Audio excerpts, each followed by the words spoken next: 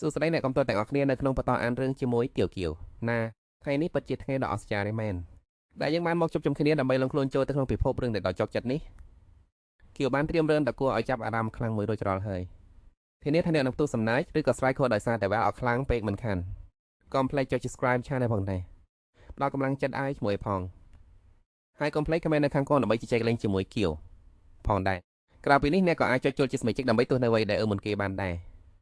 ឥឡូវក៏មិនខាត់ពេលយូរយើងទៅចាប់ផ្ដើមមើលទាំងអស់គ្នាលើកម្ពុជានៃខ្សែសង្វាក់អាហារមានសំសស័យដ៏ខ្លាំងក្លានិងប្រេយផ្សៃពីរប្រភេទដែលមិនអាចផ្សាំងបាននោះគឺចចកនិងចោះសំណួរចោតឡើងថាប្រសិនបាយចកមួយនឹងតមួយបង្កាត់ពួយគ្នាហើយបង្កាត់មកកូនមួយតើកូននោះនឹងទៅជាសត្វអ្វីទៅចម្លើយគឺវាមានជើងមុខពោពេញដោយរោមទន់មកទៅចលង្គគួរឲ្យស្រឡាញ់ធ្វើមុខស្មូលដូចជាគ្រោះហើយតែជាវិញស្ដាងដូចជាខ្សែអំបោះពីរខ្សែខ្ញុំជាសត្វតន្សៃដែលគួរឲ្យស្រឡាញ់មែនទេម្ដាយខ្ញុំជាចចកកពុកខ្ញុំជាតោដែលខ្ញុំបែរជាទៅជាតន្សៃទៅវិញទៅត្រូវពន្យល់រឿងនេះយ៉ាងម៉េចទៅទោះបីជាខ្ញុំគិតតែចោះគិតឡើងប៉ុន្មានដងក៏ដោយរូបរាងរបស់ខ្ញុំពេលនេះមិនអាចប្រកែកបានឡើយខ្ញុំពិតជាតន្សៃមែនតែពេលនេះខ្ញុំត្រូវធ្វើអ្វីទៅខ្ញុំកាត់មកក្នុងទំនារបស់ព្រះប៉ុន្តែបច្ចុប្បន្នខ្ញុំបែរជាត្រឹមតែជាតន្សៃមួយក្បា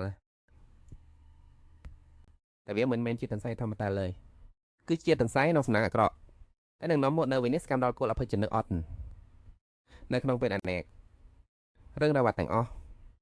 ស្ដីចាប់ផ្ដើមពីឧបទេសទុយមួយដែលបានកើតឡើងកាលពីប៉ុន្មានម៉ោងមុន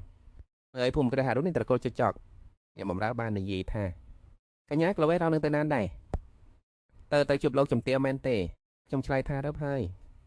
យអ្នកបម្រើក៏សរសើរថាថ្ងៃនេះកញ្ញាពិតជាគួរឲ្យស្រឡាញ់ខ្លាំងណាស់ពិតមែនហើយខ្ញុំយកស្រុកទាំងស្រុងរាល់ពេលដែលបានឃើញគាត់អារម្មណ៍របស់ខ្ញុំហាក់ដូចជាបានជាសះស្បើយភ្លាម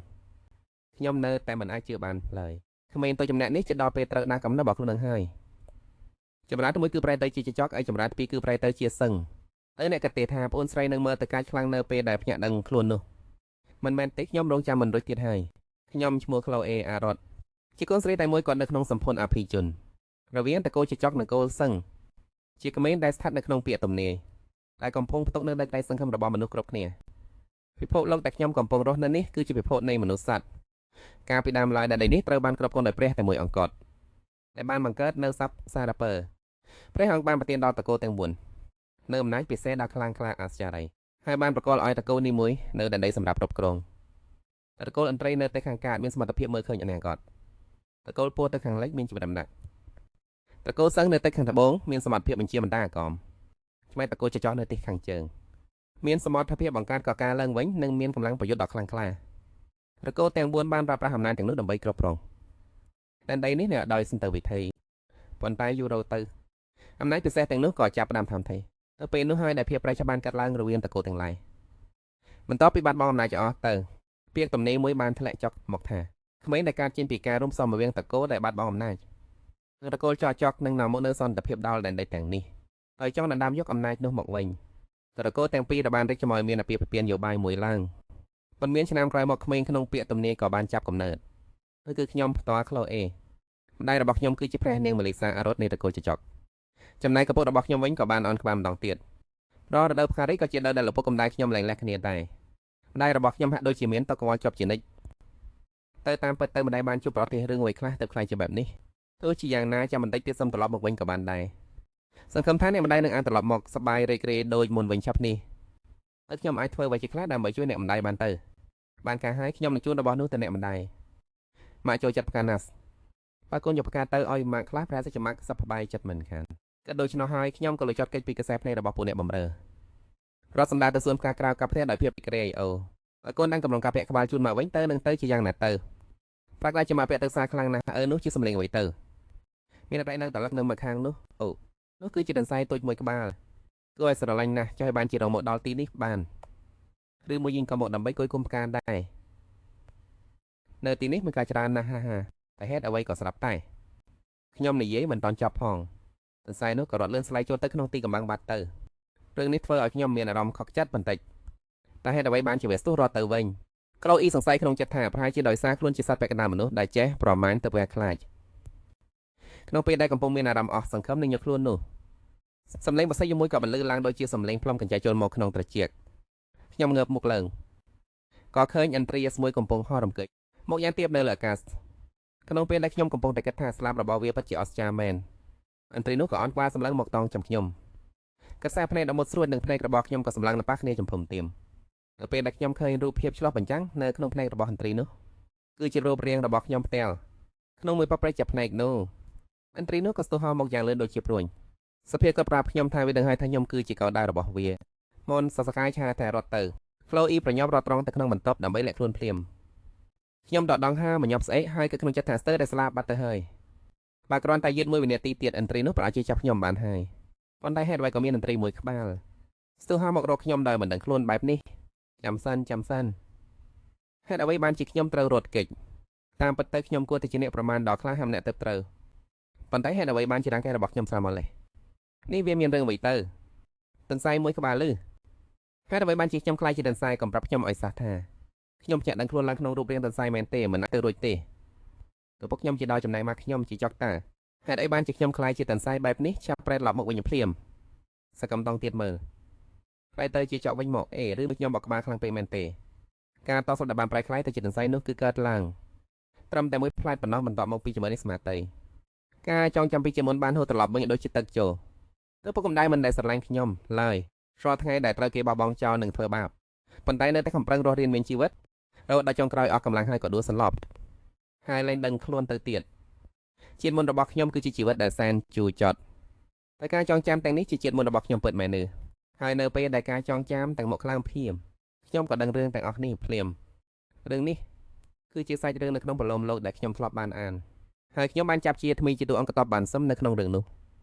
ប្រឡំលោកមួយនោះមានចំណងជើងថាមិនកែបាននិងមិនកែមិនបាននិងមិនកែមិនបាន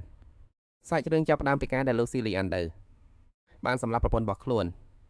តែជាមេលីសាតាឡាស្មីកស្វមចករឿងនោះបាននាំឲ្យមានសង្សារគេរវាងតកោទាំងពីរហើយវាក៏កាន់តែធ្ងន់ធ្ងរឡើងរហូតក្លាយជាសង្គ្រាមដ៏ធំមួយដែលរះដាល់ដល់ទៅ6ទ្វីបស្ទើរតែបំផ្លាញពិភពលោកតែមួយទៅហើយរហូតដល់ទឹកប្រុសសង្ស្រីបង្ហាញខ្លួនដូចជាផ្កាយដុះកន្ទុយទើបអាចបញ្ចប់សង្គ្រាមដល់សាហាខុសកណូបានអ្នកធ្លាប់គិតថារឿងនេះទោះបីជាចាស់កម្រិតបន្តិចមែនប៉ុន្តែវាពិតជាតាក់ទាញខ្លាំងណាស់គ្រាន់តែនាងនឹកស្មានដល់ថាខ្លួនឯងនឹងខ្លាយជាដើមហេតុដែលបង្កឲ្យមានសង្គ្រាមពេលដែលអានប្រឡំលោកនេះលើកដំបូងនាងនៅតែមិនអាចយល់បានថាហេតុអ្វីបានជាលូស៊ីលៀនដឺសម្លាប់ប្រពន្ធនិងកូនស្រីរបស់ខ្លួនប៉ុន្តែពេលនេះនាងបានយល់ច្បាស់ហើយការដែលលើកពុកស្រាប់តែធ្វើរឿងដាសាផៅខើបែបនោះទំនងជាមកពីកូនដែលកើតចេញពីអ្នកខ្លាំងក្តាំងពីអ្នកបែកជាក្លាយជាទន្សាយទៅវិញមិនខុសទេមកដល់ត្រង់នេះគ្រប់អាបអក្សរាយបានទាំងអស់ហើយលោកច្បាស់ជាមានការសង្ស័យថាតាមណែរបស់នាងមានសហាយមានអារម្មណ៍ថាខ្លួនត្រូវគេបាត់ទៅសម្រេចចិត្តធ្វើបែបនោះនៅពេលនោះហេងសំឡេងអ្នកម៉ាក់ហើក៏មិនលើឡើងពីចម្ងាយតែជាទន្សាយរបស់ក្លូវីក៏ងើបឡើងផ្លាគុំអ្នកកូនកំពុងនៅក្នុងនឹងមែនទេម៉ាក់សួរថាកូនកំពុងគេងថ្ងៃមែនទេក្លូវីឈើធ្វើនៅនឹងកន្លែងមិនស្រួលហើយឈប់សេញចុះសំណាក់មែនទេបានហើយថ្ងៃនេះយើងក្រុងនឹងទៅកែតម្រូបខួបកំណើតរបស់កូនមែនទេងាប់ហើយធ្វើមិនទៅពេលនេះត្រូវតែប្រែរំឲ្យលឿនហើយតែខ្លួននឹងមិនតន់ចេះវិធីត្រឡប់ទៅជាធម្មតាវិញផងក្លូវីសក់កូនទៅជាយ៉ាងម៉េចហ្នឹងមានរឿងអីមិនស្រួលមែនទេមកទៅតែវិសកូនការពីព្រឹកមិញនេះស្អាតខ្លាំងណាស់ទៅកលីប្រញាប់និយាយថាមិនអីទេមកកូនមិនអីទេអាកូនព្រះអើយនាងប្រមូលស្មារតីទាំងអស់ដើម្បីប្រែរូបភាពវិញរាងកាយទាំងណែនមិនដឹងថាធ្វើម៉េចទៅប្រែទៅជាមនុស្សវិញបានសម្រេចម៉ាលីសាអាត់ឡាសមិនក៏សម្ពន្ធទៅចង់ទៅជាម៉ារបស់នាងទៅតែដកដង្ហើមធំដោយធ្វើស្បើយស្រាប់តែពីក្រោយក្នុងម៉ាកមានវត្តមានពូប្លែករបស់នាងលេចមកឡើងពូនិយាយថាថ្ងៃនេះជាថ្ងៃខួបកំណត់ក្មេងតូចរបស់យើងរឿងជ្រើសរើសរ៉ូបទៅឲ្យពួកគាត់ខានបានយ៉ាងម៉េចទៅនិយាយមិនដាល់ក៏កលឹងដើម្បីដោយស្នាមញញឹមនិយាយមែនណាក្លូយើងគួរឲ្យស្រឡាញ់គ្រប់ពេលវេលាក្មេងតូចរបស់យើងនឹងគួរឲ្យស្រឡាញ់ជារៀងរហូតបែបនេះហ่าអញមើលទៅអ្នកទាំងពីរស្រឡាញ់នាងខ្លាំងណាស់បែបនេះនាងក៏គិតក្នុងចិត្តថាតើខ្លួនអាចលាក់បាំងរឿងនេះបានដល់ពេលណាទៀតតើខ្លួននឹងអាចលាក់បាំងរឿងដែរបាននឹងខ្លួនវិវត្តទៅជាទន្សាយនេះបានជារៀងរហូតមែនទេការប្រែរូបលើកមុននេះគ្រាន់តែជាសំណាងប៉ុណ្ណោះតាមពិតទៅសម្បីតែខ្លួនក៏មិនដឹងថាធ្វើបែបណាទៅបានដែរប៉ុន្តែប្រសិនបើជាម៉ាក់នឹងពូទោះបីជានាងប្រាប់ថាខ្លួននឹងបានវិវត្តទៅជាទន្សាយពួកគេប្រកាសដោយជានៅទទួលយកនាងពួកគេនឹងតែស្រឡាញ់នាងម៉ាក់នឹងរឿងនេះច្បាស់ណាស់សម្បីតែបើមានអ្នកណាម្នាក់ធ្វើឲ្យនាងសោកសៅពួកគេក៏នឹងដាក់ទណ្ឌកម្មអ្នកនោះចំនួនស្នឹងដែរនាងមើលទៅតែទាំងពីរដែលកំពុងតែសម្លឹងពេលនាងទាំងពីរក្បាលឡោចចុងជើងម៉ាក់នាងនិយាយថាម៉ាក់នឹងនៅក្បែរកូនជានិចបើមានរឿងអ្វីមិនសប្បាយចិត្តក៏ត្រូវប្រមាថណាពូប្លែកក៏និយាយបន្ទៀ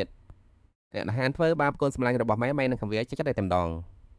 នាងចាប់ផ្ដើមមានចិត្តរ៉ៃនាងចង់ប្រាប់ការពិតទៅពួកគេ រួចហើយរកវិធីទប់ស្កាត់សង្គ្រាមតែតំបន់ break លោមកអាសក្បាលនាងថ្នមមើលគាត់និយាយថា Melissa អើយបងគាត់ថាទៅរបស់យើងប្រហែលជាខ្លាំងហើយដល់ថ្នាក់និយាយអ្វីឡើងចេញហើយមើលទៅម៉ែក៏សិចហើយនិយាយថាអើយធ្វើតាណាកូនទៅរកអីញ៉ាំទៅណាដើម្បីឲ្យកូនស្រស់ស្រាយឡើងវិញចាំងទៀតអាហារថែត្រង់ថ្ងៃនេះគឺសម្បូរបែបណាក្លូនដឹងទេថាថ្ងៃនេះមានមកកំហូបអីខ្លះសួរតែម៉ែថាអីណាក្នុងចិត្តនាងគិតតែពីការដែលនាងខកខានអាកាសសារភាពការពិតម៉ែញ៉ាំយ៉ាងស្រស់ស្រាយយប់នេះយើងញ៉ាំសាច់ទន្សាយណានៅពេលនោះភ្លាមមុខរបស់ក៏ស្លេកស្លាំងអស់ឈាមពិតមែនហើយទីនេះគឺជាដែនដីរបស់ពួកស៊ីសាច់នាងមិនអាចតបអារម្មណ៍បានឡើយក្នុងក្បាលរបស់នាងស្រាប់តែឃើញរូបភាពទន្សាយមួយក្បាលកំពុងត្រូវបានដុតហើយរូបភាពរបស់ម៉ែនឹងពូកំពុងសាច់អាសាបាយពូ break ក៏និយាយថារំសតូនល្មើបែបនេះប្រហែលជាឆ្វាញ់ខ្លាំងហាងមែនទេចុះយើងគួរចាប់ផ្ដើមញ៉ាំពីនោះទៅណាមិនបានទេម៉ែពូនេះជាក្លូវជាជាមរបស់ពូនឹងពួកយើងជាកោសម្ព័ន្ធតែចប់គ្រប់គ្នាដោយចាំបានទេនាងគិតក្នុងចិត្តថាចប់គិតរឿងនឹងសិនទៅពេលនេះរឿងដែលសំខាន់បំផុតគឺត្រូវតែរកឲ្យបានដាច់ខាតមិនអាចឲ្យពួកគេដឹងថាខ្លួននឹងគឺជាទន្សាយឡើយនៅប៉ុន្មានម៉ោងក្រោយមកនៅបន្ទប់របស់ Khloe ទៅនៅតែស្ងាត់ស្ងៀមមែនទេបងក៏មានអារម្មណ៍បែបនោះដែរគ្រាន់តែគិតដល់រឿងមួយនេះក្នុងទ្រូងនាងក៏ធំទីមិនស្រួល Khloe ចំហងដើម្បីខ្លួនលើកកម្រាលអត់ផងមកស្រែកឡើងថាកុំញ៉ាំសាច់ទន្សាយទៀតអីកុំញ៉ាំទេកូនមិនញ៉ាំទេ Melissa ភ្ញាក់ផ្អើលមិននឹកស្មានថាគ្រាន់តែរឿងសាច់ទន្សាយកូនស្រីនាងខ្លាំងដល់ថ្នាក់នេះ break ក៏ឆ្លើយទៅតាប់ប្រហែលជាក្មួយស្រីយើងដល់វ័យពេញចំទងហើយមើលទៅពេលនោះអ្នកបម្រើអ្នកដែលមើលការខុសត្រូវលើសម្លៀកបំពាក់ក៏ស្រែកហាឡើងលោកកំចាស់ break លោកស្រី Melissa នេះកញ្ញា Khloe ចេញមកក្រៅហើយចាស់ Melissa នៅចំពោះមុខពួកគេគឺ Khloe ដែលកំពុងស្លៀកឈុតរ៉ូបវែងតុបតែងដោយខ្សែបូយ៉ាងស្រស់ស្អាតអ្នកទាំងពីរបានលើកដៃបិទមាត់ភ្ញាក់ផ្អើលហើយរំភើបចិត្តរហូតដល់ជន់ជើងចោះឡើងដូចជាទេពថាកថានសុអ៊ីចឹងពួកស្រីបម្រើនៅជុំវិញនោះក៏នាំគ្នាស្រែកសោះ Khloe ពេលនៅការពេលនៅក្មេងពេកដាក់តែម្ដង Khloe ងាកក៏ខ្លួនទៅមើលក្នុងកញ្ចក់ដ៏ធំមួយរូបភាពដែលឆ្លោះបញ្ចាំងក្នុងកញ្ចក់នោះគឺជាក្មេងស្រីម្នាក់ដែលមានសក់វែងភ្លឺឡងតែមកគួរឲ្យស្រឡាញ់ដោយជាតកតាអញ្ចឹង Melissa និង Black ទាំងពីរនាក់មិនដាក់ពីមាត់សរសើរឡើយ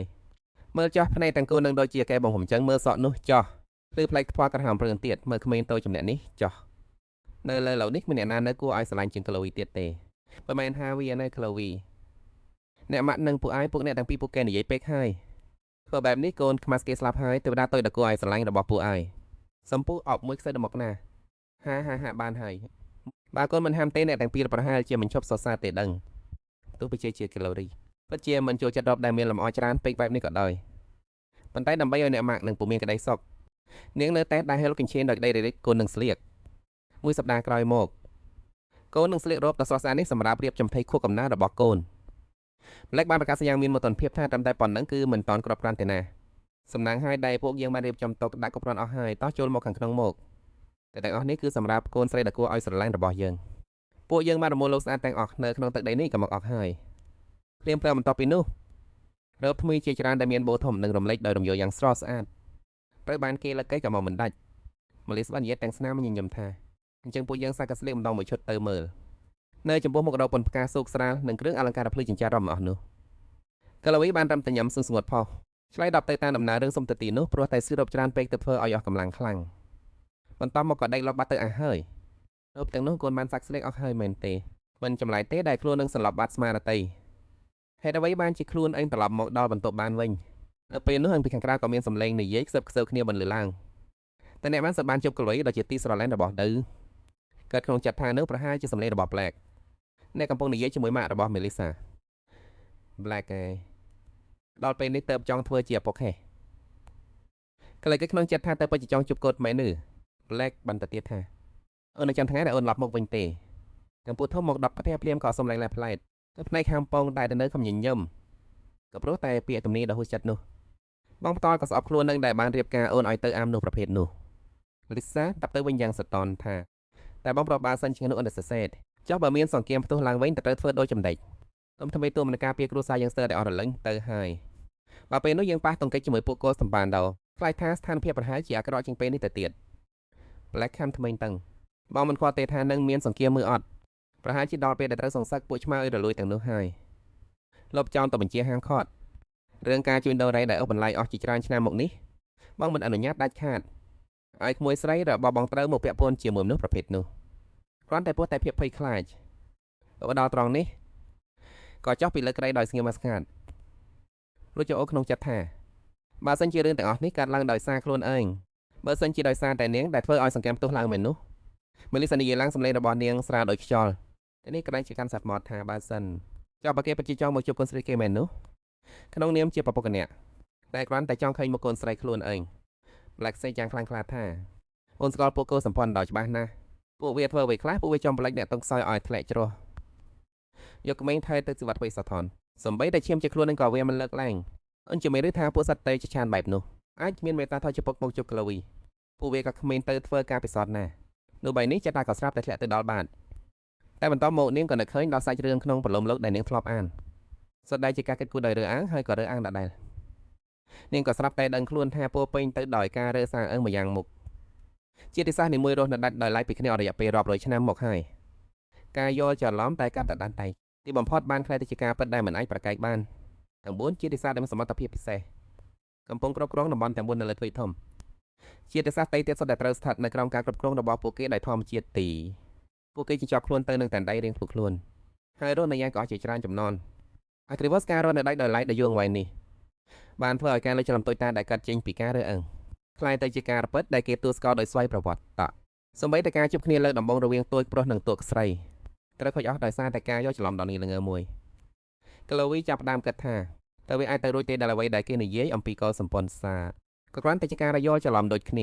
ាឪពុករបស់នាងអាចនឹងមិនមែនជាមនុស្សដូចដែលនាងគិតតែឬទេព្រោះតែខ្លួននាងគ្រាន់តែជាទិនខ្សែតូចដែលមិនអាចឡើងចេញពីច្រកបានដោយខ្លួនឯងទៅក្នុងចិត្តមានការភ័យខ្លាចថាពួកដែលមិនធ្លាប់ជួបមុខគ្នានោះនឹងយកខ្លួនទៅធ្វើជាការពិសុទ្ធហើយត្រូវស្លាប់នៅក្នុងពាងកែវ៉ាកណ្ដាលបន្ទាប់ពិសោធន៍មូលិសាឆ្លើយដោយសម្លេងរៀបស្មើបងនិយាយត្រូវហើយអូនកើតរឿងនេះចាំមិញពេកដើម្បីក្លេបងនឹងរឿងបំជាងនេះសម្លេងដ៏សោកសៅនោះបានបន្លឺឡើងកាន់តែចិត្តបន្ទាប់របស់ក្លូវីនាងភ័យស្លន់ស្លោចាំបន្តិចត្រូវតែប្រញាប់ឡើងទៅដេកលើក្រែវិញនាងប្រញាប់លោតឡើងលើក្រែហើយយកកពើដណ្ដប់ក្បាលជិះឈឹងភៀបន្ទប់បើកឡើងធំមីស៊ីសើដើរចូលមកយ៉ាងប្រយ័ត្នប្រយែងព្រោះខ្លាចធ្វើឲ្យកាតាដែលកំពុងដេកឡងលោកនឹងភ្ញាក់នាងអង្គុយចុះក្បែរក្បាលក្រែរបស់ក្លូវីក្លូតូចដល់គួរឲ្យស្រឡាញ់របស់ម៉ាកដេកលោកកប់ស្គាល់ណា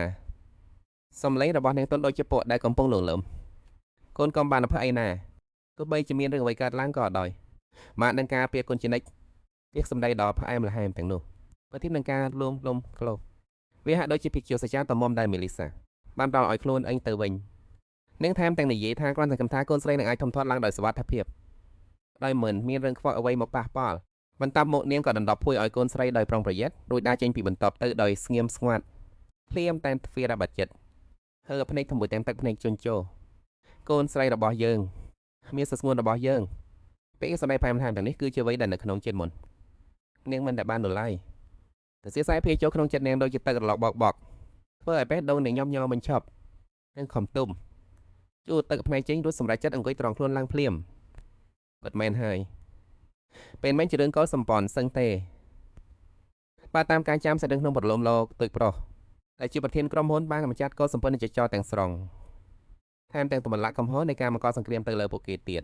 រឿងនោះមានន័យថាអ្នកដែលក្លូវីស្រឡាញ់នៅក្នុងកលសម្ព័ន្ធយកចកម៉ែរបស់គេទាំងអស់ស្លាប់ឡាប់នឹងយល់ថាអ្នកដែលធ្លាប់តែលេចមុខក្នុងសាច់រឿង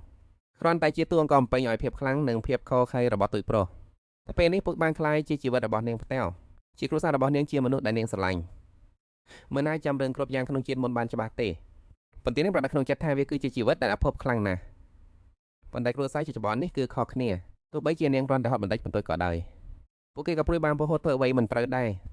ពួកគេគឺជាផ្ទះដ៏កក់ក្ដៅពិតប្រាកដដំបងដែលនាងមាននាងមិនអាចទុកឲ្យរឿងគ្រប់យ៉ាងកើតឡើងដោយមុនបានទេនាងត្រូវតែការពារពួកគេរឿងនោះមានន័យថានាងត្រូវតែរៀបរៀងសង្ឃាមធំនេះឲ្យបានមុនពេលដែលវាចាប់ផ្ដើមតាមមកពិនិត្យមើលពេលវេលាឡើងវិញឧបត្តិហេតុធំដំបូងគឺការឆ្លានពានរបស់កោសំសិនសឹងនៅពេលនោះហើយដែលម៉ាក់របស់នាងរងរបួសសធ្ងន់ក្លូវីក្តាប់ដៃណែនភ្នែកពោពេញដោយការតាំងចិត្តរួចបែរខ្លួនទៅមើលចောက်ទំនើបពីការ៉ុយខ្នងហើយសរសើរតែរំជួលចិត្តពេកប្រជាទន្សាយឈ្មោះរបស់នាងក៏ងើបឡើងដោយមិនដឹងខ្លួនប្រជាខ្លួនឲ្យដុសចេញមកតាមពីពេលណានាងភ្ញាក់ខ្លួនការងារអត្តភាពចម្បងពេលនេះគឺរឹកតលាក់បាំងរឿងដែលខ្លួនឯងបានភ្ញាក់ខ្លួនខ្លាយជាទន្សាយនាងបញ្ញប់យកដៃទាំងពីរមកបិទទៅជាខ្លួនឯងហើយផ្ដោតអារម្មណ៍ឡើងវិ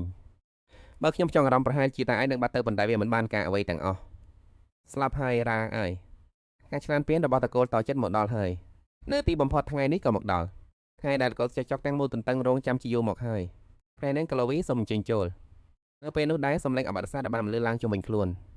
សូមអបអរសាទរថ្ងៃខួបកំណើតព្រះនាងសូមអបអរសាទរថ្ងៃខួបកំណើតក្លូវីអរគុណអ្នកទាំងអស់គ្នាធ្វើគួរអៀនក្បាលគោរឆ្លៃដល់បាត់តិចពិធីជប់លៀងខួបកំណើតអាយុឆ្នាំរបស់នាងបានចាប់ផ្ដើមជាប្រកា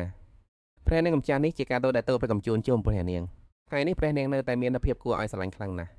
មើលទៅមិនខុសពីសាច់ចាប់តូចមួយឡើយទោះបីជានៅពេញទ្វេនេះក៏ដោយក៏មិនអាចរកអ្នកដែលគួរឲ្យស្រឡាញ់ជាងកញ្ញាក្លូវីទៀតបានទេនាងគេអ្នកកាមពីកេប្រុកភ្លាមតែអ្នកធ្លាប់ឃើញទេវតាទេបរកតបមិនដែលទេប៉ុន្តែនាងក៏និយាយបនបើអញ្ចឹងឥឡូវអ្នកកំពុងតែឃើញទេវតាមួយអង្គហើយនៅក្បែរខ្ញុំនេះអើនេះជាទេវតាដែលមានស្លាពន្ធមើលយ៉ាងភ្លឺចែងចាំងទោះបីជាយ៉ាងនេះក៏ដោយកាយវិការរបស់ម្ដាយនាងក៏មិនចាញ់ពូរបស់នាងដែរនាងមានមុខភាពយ៉ាងខ្លាំងលើកដៃទាំងពីរឡើងធ្វើកាយវិការដូចជាចង់អត់ប្រាប់ពិភពលោកទាំងមូលមើលចុះគ្រប់គ្នានោះហើយជាកូនស្រីម៉ាស្កូនស្រីពេចររបស់ខ្ញុំនេះគឺជាក្មេងដែលស្រស់ស្អាតបំផុតលើโลกនេះគ្របដងហឹមធំអស់សង្គមផ្សាយស្ងួតរួចលើកដៃក្រវីតិចតិចក្នុងចិត្តនឹកគិតអាសុខសរសើរមិនចាំបាច់ត្រូវតែអួតក្អេងក្អាងបែបនេះចំពោះមកខ្ញុំទេប៉ុន្តែនាងពិតជាមានអំណរគុណខ្លាំងណាស់តែទោះបានក្តីស្រឡាញ់ពីគ្រប់គ្នាដល់ថ្នាក់នេះទោះជាយ៉ាងណាក៏ដោយបើប្រៀបធៀបជាមួយព្រះរាជានិងព្រះមហេសីដែលជាពូនិងម្ដាយរបស់នាងវិញពិធីជប់លៀងខួបកំណើតរបស់នាងហាក់ដូចជាមានភាពអធិកអធរលើស្លាប់ទៅទៀតតែធ្វើបែបនេះមានបញ្ហាអ្វីដែរទេពេលនេះសម្លេងលេងសាច់មួយបានមិនលឺឡើងព្រះនាងម្ចាស់ត្រង់ប្រហែលជាផុតនេះហើយគឺប្រុកអ្នកការពេលកាយដែលមានសពបច្ច័យគាត់និយាយយ៉ាងស្រទន់ដូចជាគ្មានរឿងខ្វែងធំដុំរួចលួចហុចកតាទេដោយកណាត់ឲ្យនាងយ៉ាងស្ងៀមស្ងាត់មានទំហំបាតដៃមនុស្សធំទោះបីជាវាសាមិនជាអំណោយរបស់ខ្ញុំគិតថាព្រះកបដាជាមានរបស់មានតម្លៃគ្រប់យ៉ាងនៅលើโลกនេះអស់ទៅហើយសង្ឃឹមថាអ្នកនឹងទទួលយកទឹកចិត្តរបស់ខ្ញុំចោះក្លមើលមួយផ្លែក្តឹងភ្លាមកូនតកតានេះគឺធ្វើឡើងតាមរូបរាងរបស់នាងផ្តោអូនេះគឺជាអំណោយដែលលើកមុនគាត់និយាយថាចង់ធ្វើឲ្យកូនស្រីម្នាក់នោះមែនទេចង់ក្រោយបែកជាខ្ញុំទៅវិញទោះបីជាជាមួយវាបែកបន្តិចបន្តួចក៏ដែរ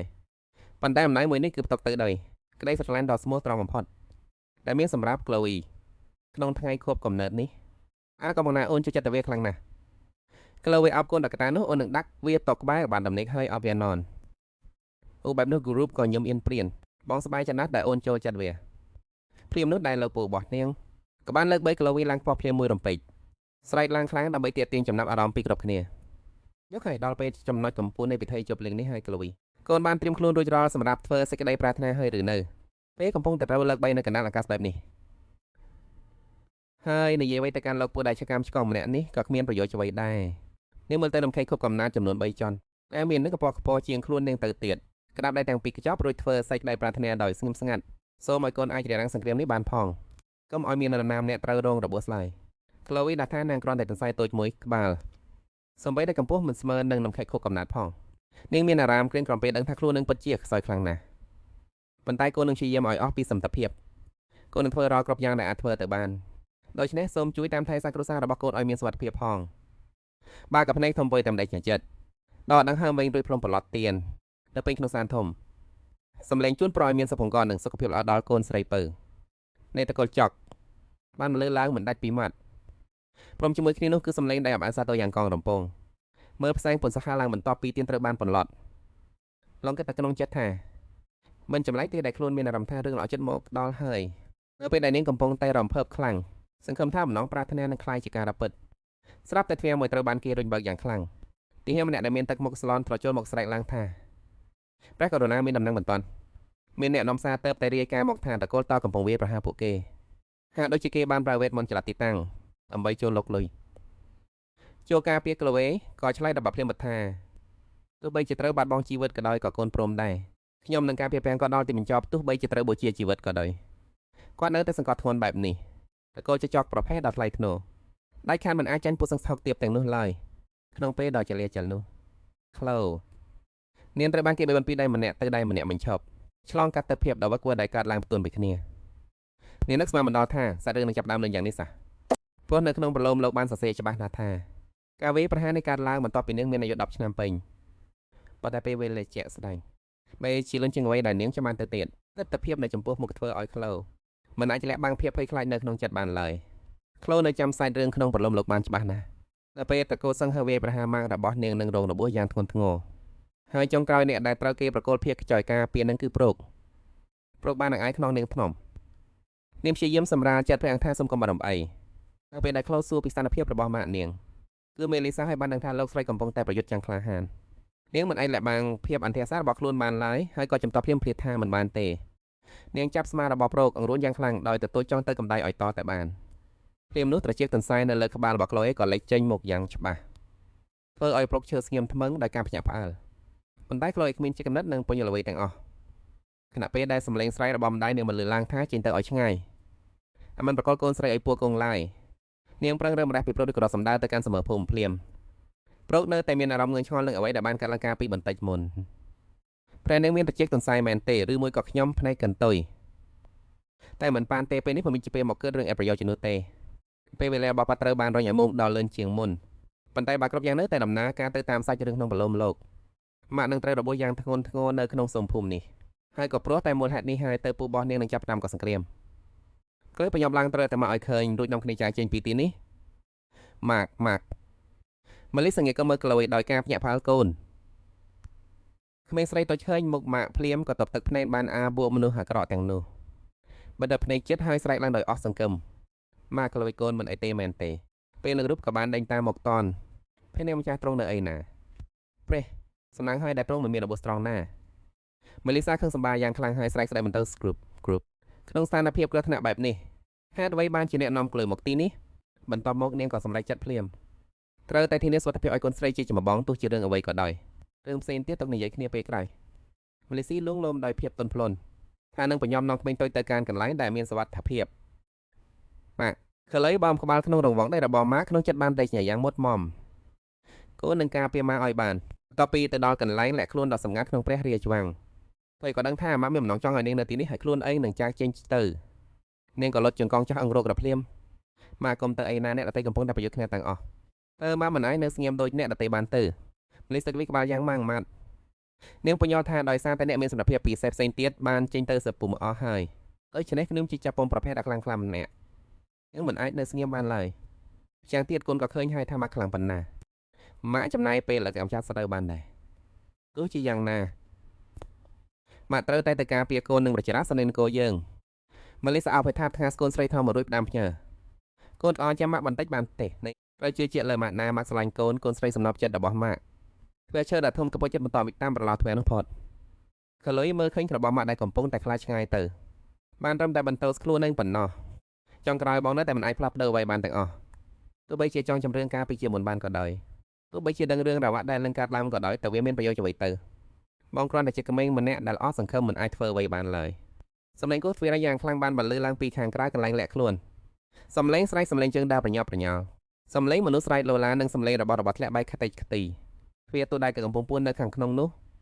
ត្រូវគេចាក់សោជាប់បើកចេញមិនបានការចងចាំដល់ជីចាប់ការពីជាតិមុនបានហូរត្រឡប់មកវិញភ្លាម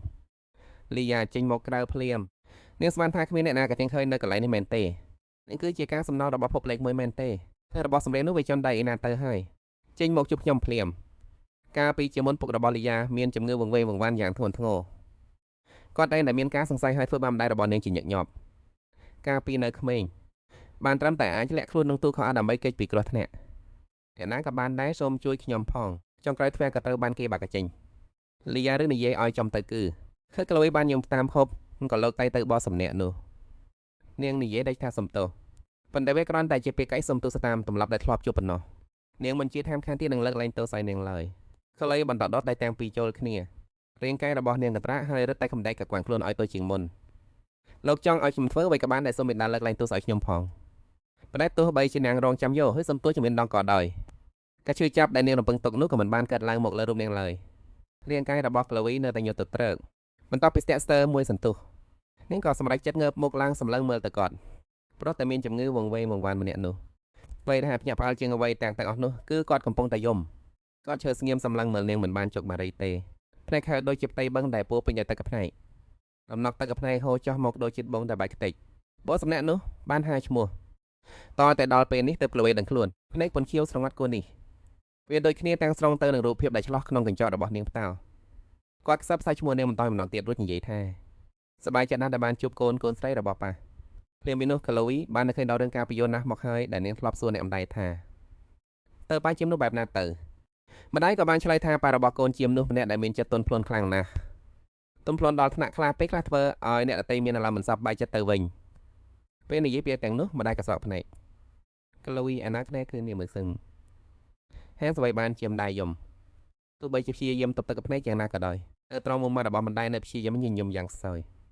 ចាប់តាំងពីថ្ងៃនៅដំបូងតែបានឃើញម្ដាយយំមិនដែលនិយាយដល់រឿងប៉ាទៀតឡើយប៉ុន្តែហេតុអ្វីបានជាការចងចាំនេះឡើងក្នុងសុបិនរបស់នាងទៅវិញភ្ញាក់ព្រឺតពីក្នុងសុបិននាងបាននឹងសំឡេងរត់ទីបំឡើងក្បែរត្រចៀកបងឯដល់មិនមែនបាននិយាយហើយមែនទេថាពួកយើងតែខំមិនត្រូវជឿលើពួកមនុស្សចចកនោះទេមែនហើយក្លើភ្នែកព្រៃសម្លឹងមើលពីដានដែលមិនធ្លាប់ស្គាល់នៅខាងលើក្នុងចិត្តពោពេញដោយភាពច្បុកចាស់របល់នេះជាទីណាហេតុអ្វីបានជាខ្លួននាងនៅទីនេះទៅប៉ុន្តែទឹកក្រោយចតូនក៏បានដប់ពេញបន្ទប់ក្បែរក្រែមានមនុស្សពីរនាក់កំពុងអង្គុយសំឡេងមួយដែលនាងស្គាល់ច្បាស់ក៏បន្លឺឡើងនោះគឺប៉ាមកកាដែលធ្លាប់ទៅចាប់ចម្រិតនាងសំឡេងរបស់លោកអុកញ៉ាលូសៀនលីណាគាត់និយាយថាខ្ញុំស្មានថាគ្រាន់តែព្យាយាមបន្ថែមបន្តិចទៀតប្រឹងប្រែងបន្ថែមបន្តិចទៀតនោះគេប្រហែលជាបដូរចិត្តហើយមនុស្សម្នាក់នោះគឺជាមនុស្សដែលទៅជាសំឡេងកាលពីបន្តិចមុនមិនខុសទេគឺពិតជាគាត់មែនបន្តមកក្លូវីក៏ស្លប់ប៉ាត់ស្មារតីទៅវិញប្រាត្រឹមតែដែលម្ខាងលើក្លូវីឡើងរួចឡើងលើក្នុងសេះក៏អបនាងកាន់តែណែនរួចនិយាយដោយសំឡេងត្រជាក់ស្រេបនិងមានអំណាចបញ្ជាថាកូនដើរសម្រេចហើយជាមនុស្សប្រគេនដាក់ខ្លួនជីងទៅភ្លាមនោះនៅគ្រប់ទីកន្លែងក្នុងប្រាសាទសមាជិកនៃកងសម្បត្តិសឹងនឹងសត្វព្រៃដែលមានសាក់លើដងខ្លួនបានស្រែកខ້ອຍស្ទុះជុលមកពីខាងក្រោយមានសំឡេងស្រែកយ៉ាងខ្លោចផ្សារបស់ម្ដាយនាងកលវីក៏ប្រេចចាប់ភ្នែកក្នុងចិត្តស្មានថាទីនេះប្រហែលជាទឹកដីរបស់ប៉ាហើយខណៈពេលដែលនាងកំពុងតែកាច់យ៉ាងម៉ឹងម៉ាត់ក៏នាងពាក្យនឹករលៀងពិបាកនឹងយល់អ៊ីនបន្ទាបប្រាប់ថាពួកគេដាក់អាហារដែលចិត្តស្អុយរលួយឲ្យក្មេងតៃទាំងនោះហូបថែមទាំងលែងសត្វសាហាវចេញមកដើម្បីឲ្យក្មេងតានទាំងនោះញរន់ថត់ដោយភាពភ័យខ្លាចគាត់ថែមទាំងរៀបរាប់ថាបានឃើញផ្ទាល់នឹងភ្នែកនៅទូខោអាវមួយដែលចាក់សចិត្តគ្របដណ្ដប់ដោយធូលីដីពេលដែលបើកវាចេញនៅខាងក្នុងនោះមានក្មេងម្នាក់កំពុងញ៉ាំអង្រកាអាណិតអាសូរគាត់ថែមទាំងបានរៀបរាប់ពីដៃដែលពោពេញទៅដោយស្នាមរបួសនិងក្តារមួយដែលរហែករយ៉ៃត្រូវគេអុបជាប់យ៉ាងណែនដោយជាវត្ថុមានតម្លៃដោយឆ្លោនៅលឹកដៃដោយស្នាមកោសដែលនៅសេសសល់បន្ទាប់ពីគេខ្លួនចេញពីជាកន្លែងលាក់ខ្លួននោះមកនាងងាកក្បាលទៅមើលតុកតាដែលដាក់នៅក្បែរក្បាលដំណេកនោះគឺជាប្រដាប់ក្មេងលេងដែលលោកធ្លាប់ធ្វើឲ្យវាគ្រាន់តែជាតុកតាដែលធ្វើឡើងយ៉ាងកំបាច់កំប៉ុកប៉ុណ្ណោះតែនៅសល់តែរស័យអំបោះពី3ខ្សែដែលយកចេញមកខាងក្រៅគាត់ស្និទ្ធឋានថាក្លូក្នុងនាមជាក្មួយស្រីរបស់គេគឺពិតជាត្រូវបានគេធ្វើបាបមែនលូសៀនបានលើកឡើងពីការមិនស៊ើបអង្កេតគេអានបែកជាបង្ហាញទៅមុខមើលងាយគេសួរដល់វិញថាតើចង់ប្រើក្រសែភ្នែកស្ដីបន្តដើម្បីមើលរបាយការណ៍របស់ចាស់កម្មមែនទេតែរបាយការណ៍ដែលស្របអាគ្នាពីចាស់កម្មរាប់សិបអ្នកនោះក៏សុទ្ធតែជាការប្រឌិតទាំងអស់មែនទេគេនិយាយចំអកដាក់លូសៀនលោកមិនអាចនឹងមិនដឹងនោះជានរណាគេអាននៅតែបន្តនិយាយតែអះអាងថាចាស់កម្មនោះមិនបានកុហកឡើយថែមទាំងកោតទោសមេលីសាអរ៉ុតតែចំដៃស្អប់គុំការរបស់ខ្លួនបាត់បានឲ្យសហេតុធ្វើបាបក្មេងតូចនោះក្លូខឹងសម្បានហើយជ្រុញចិញ្ចើមពេលនេះពួកគេនិយាយໄວពីម៉ារបស់ខ្ញុំជំរាបមិនបានទៀតទេម៉ារបស់ខ្ញុំមិនមែនជាមនុស្សបែបនោះទេស្ដាប់បានច្បាស់ទេអព្រះអាយពេលនេះខ្ញុំត្រូវទោចំណដេចទៅខ្ញុំបានផ្លាត់មាត់ស្រែកចេញទៅហើយក្នុងពេលនោះឯងក្រសែភ្នែកមិនពេញចិត្តរបស់អ៊ីអាននិងក្លូបានប៉ះគ្នានៅក្នុងខ្យល់ក្លូដោយភាពភ័យខ្លាចបានបាត់ភ្នែកតាមសភាដោយធ្វើជាដេកឡុកព្យាយាមដាក់ដង្ហើមឲ្យទៀងទាត់ក្នុងចិត្តនាងភ័យខ្លាចខ្លាំងណាស់តើគេនៅនឹងខ្លួនដែរឬទេញើសត់ជាក់ហូរចេញមកមិនដាច់រាងកាយតែមកផ្ដោតអារម្មណ៍យ៉ាងខ្លាំងគ្រាន់តែចាំស្ដាប់ចលនាជំវិញខ្លួនប៉ុន្តែក្រៅពីសម្លេងដងហាមរបស់ខ្លួននឹងក្លូមិនអ្វីសោះឡើយនាងចាប់ដើមសង្ស័យថាតើការដេករបស់នាងវាធម្មជាតិដែរឬអត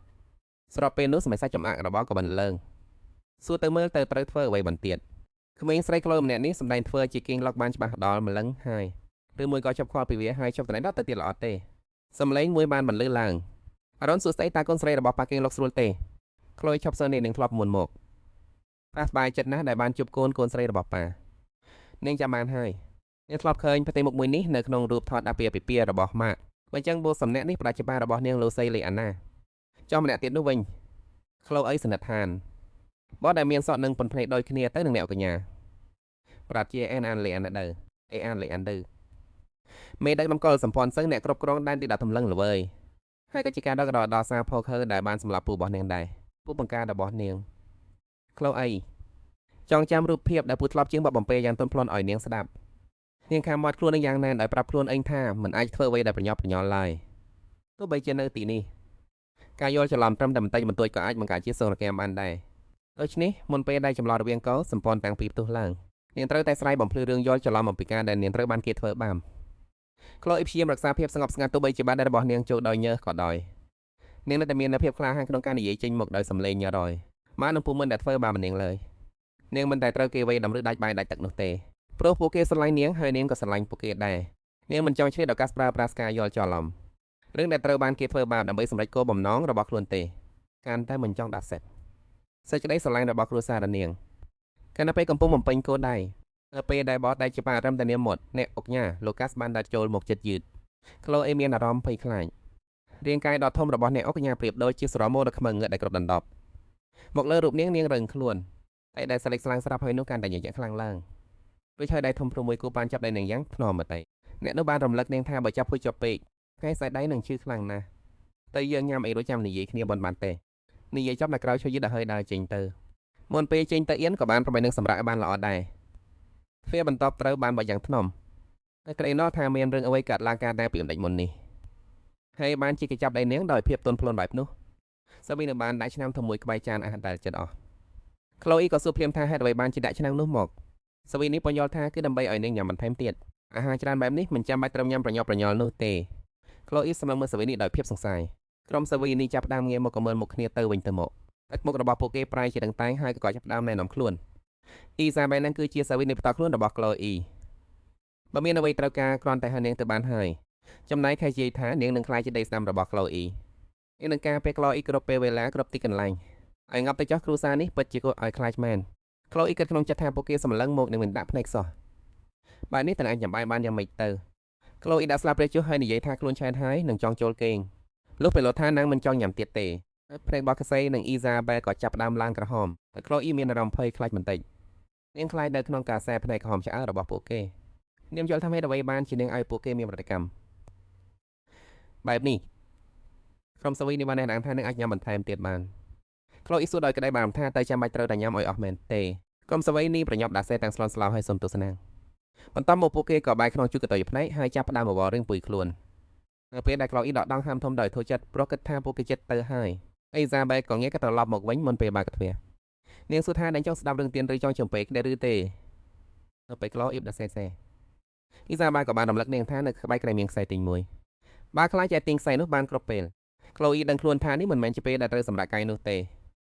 ម៉ាក់និងពូរបស់នាងច្បាស់ជាកំពុងបានភ័យនឹងមិនអាចគេងលុកនាងដើរទៅមកបង្អុយធំមួយដើម្បីរាប់ចំនួនទីហានយាមនៅក្នុងប្រាសាទតែក្លូអ៊ីឃើញថាមានអ្នកប្រយុទ្ធជំនួយការជាច្រើនអ្នកនៅចុកទ្វារធំចំណែកឯនៅក្នុងអគារស្នាក់នៅចិត្តនោះច្បាស់ជាមានកងទ័ពបំរុងជាជាមិនខានជាដំបូងនាងត្រូវដាក់ថៃតាក់ទងទៅម៉ាក់និងពូឲ្យបាន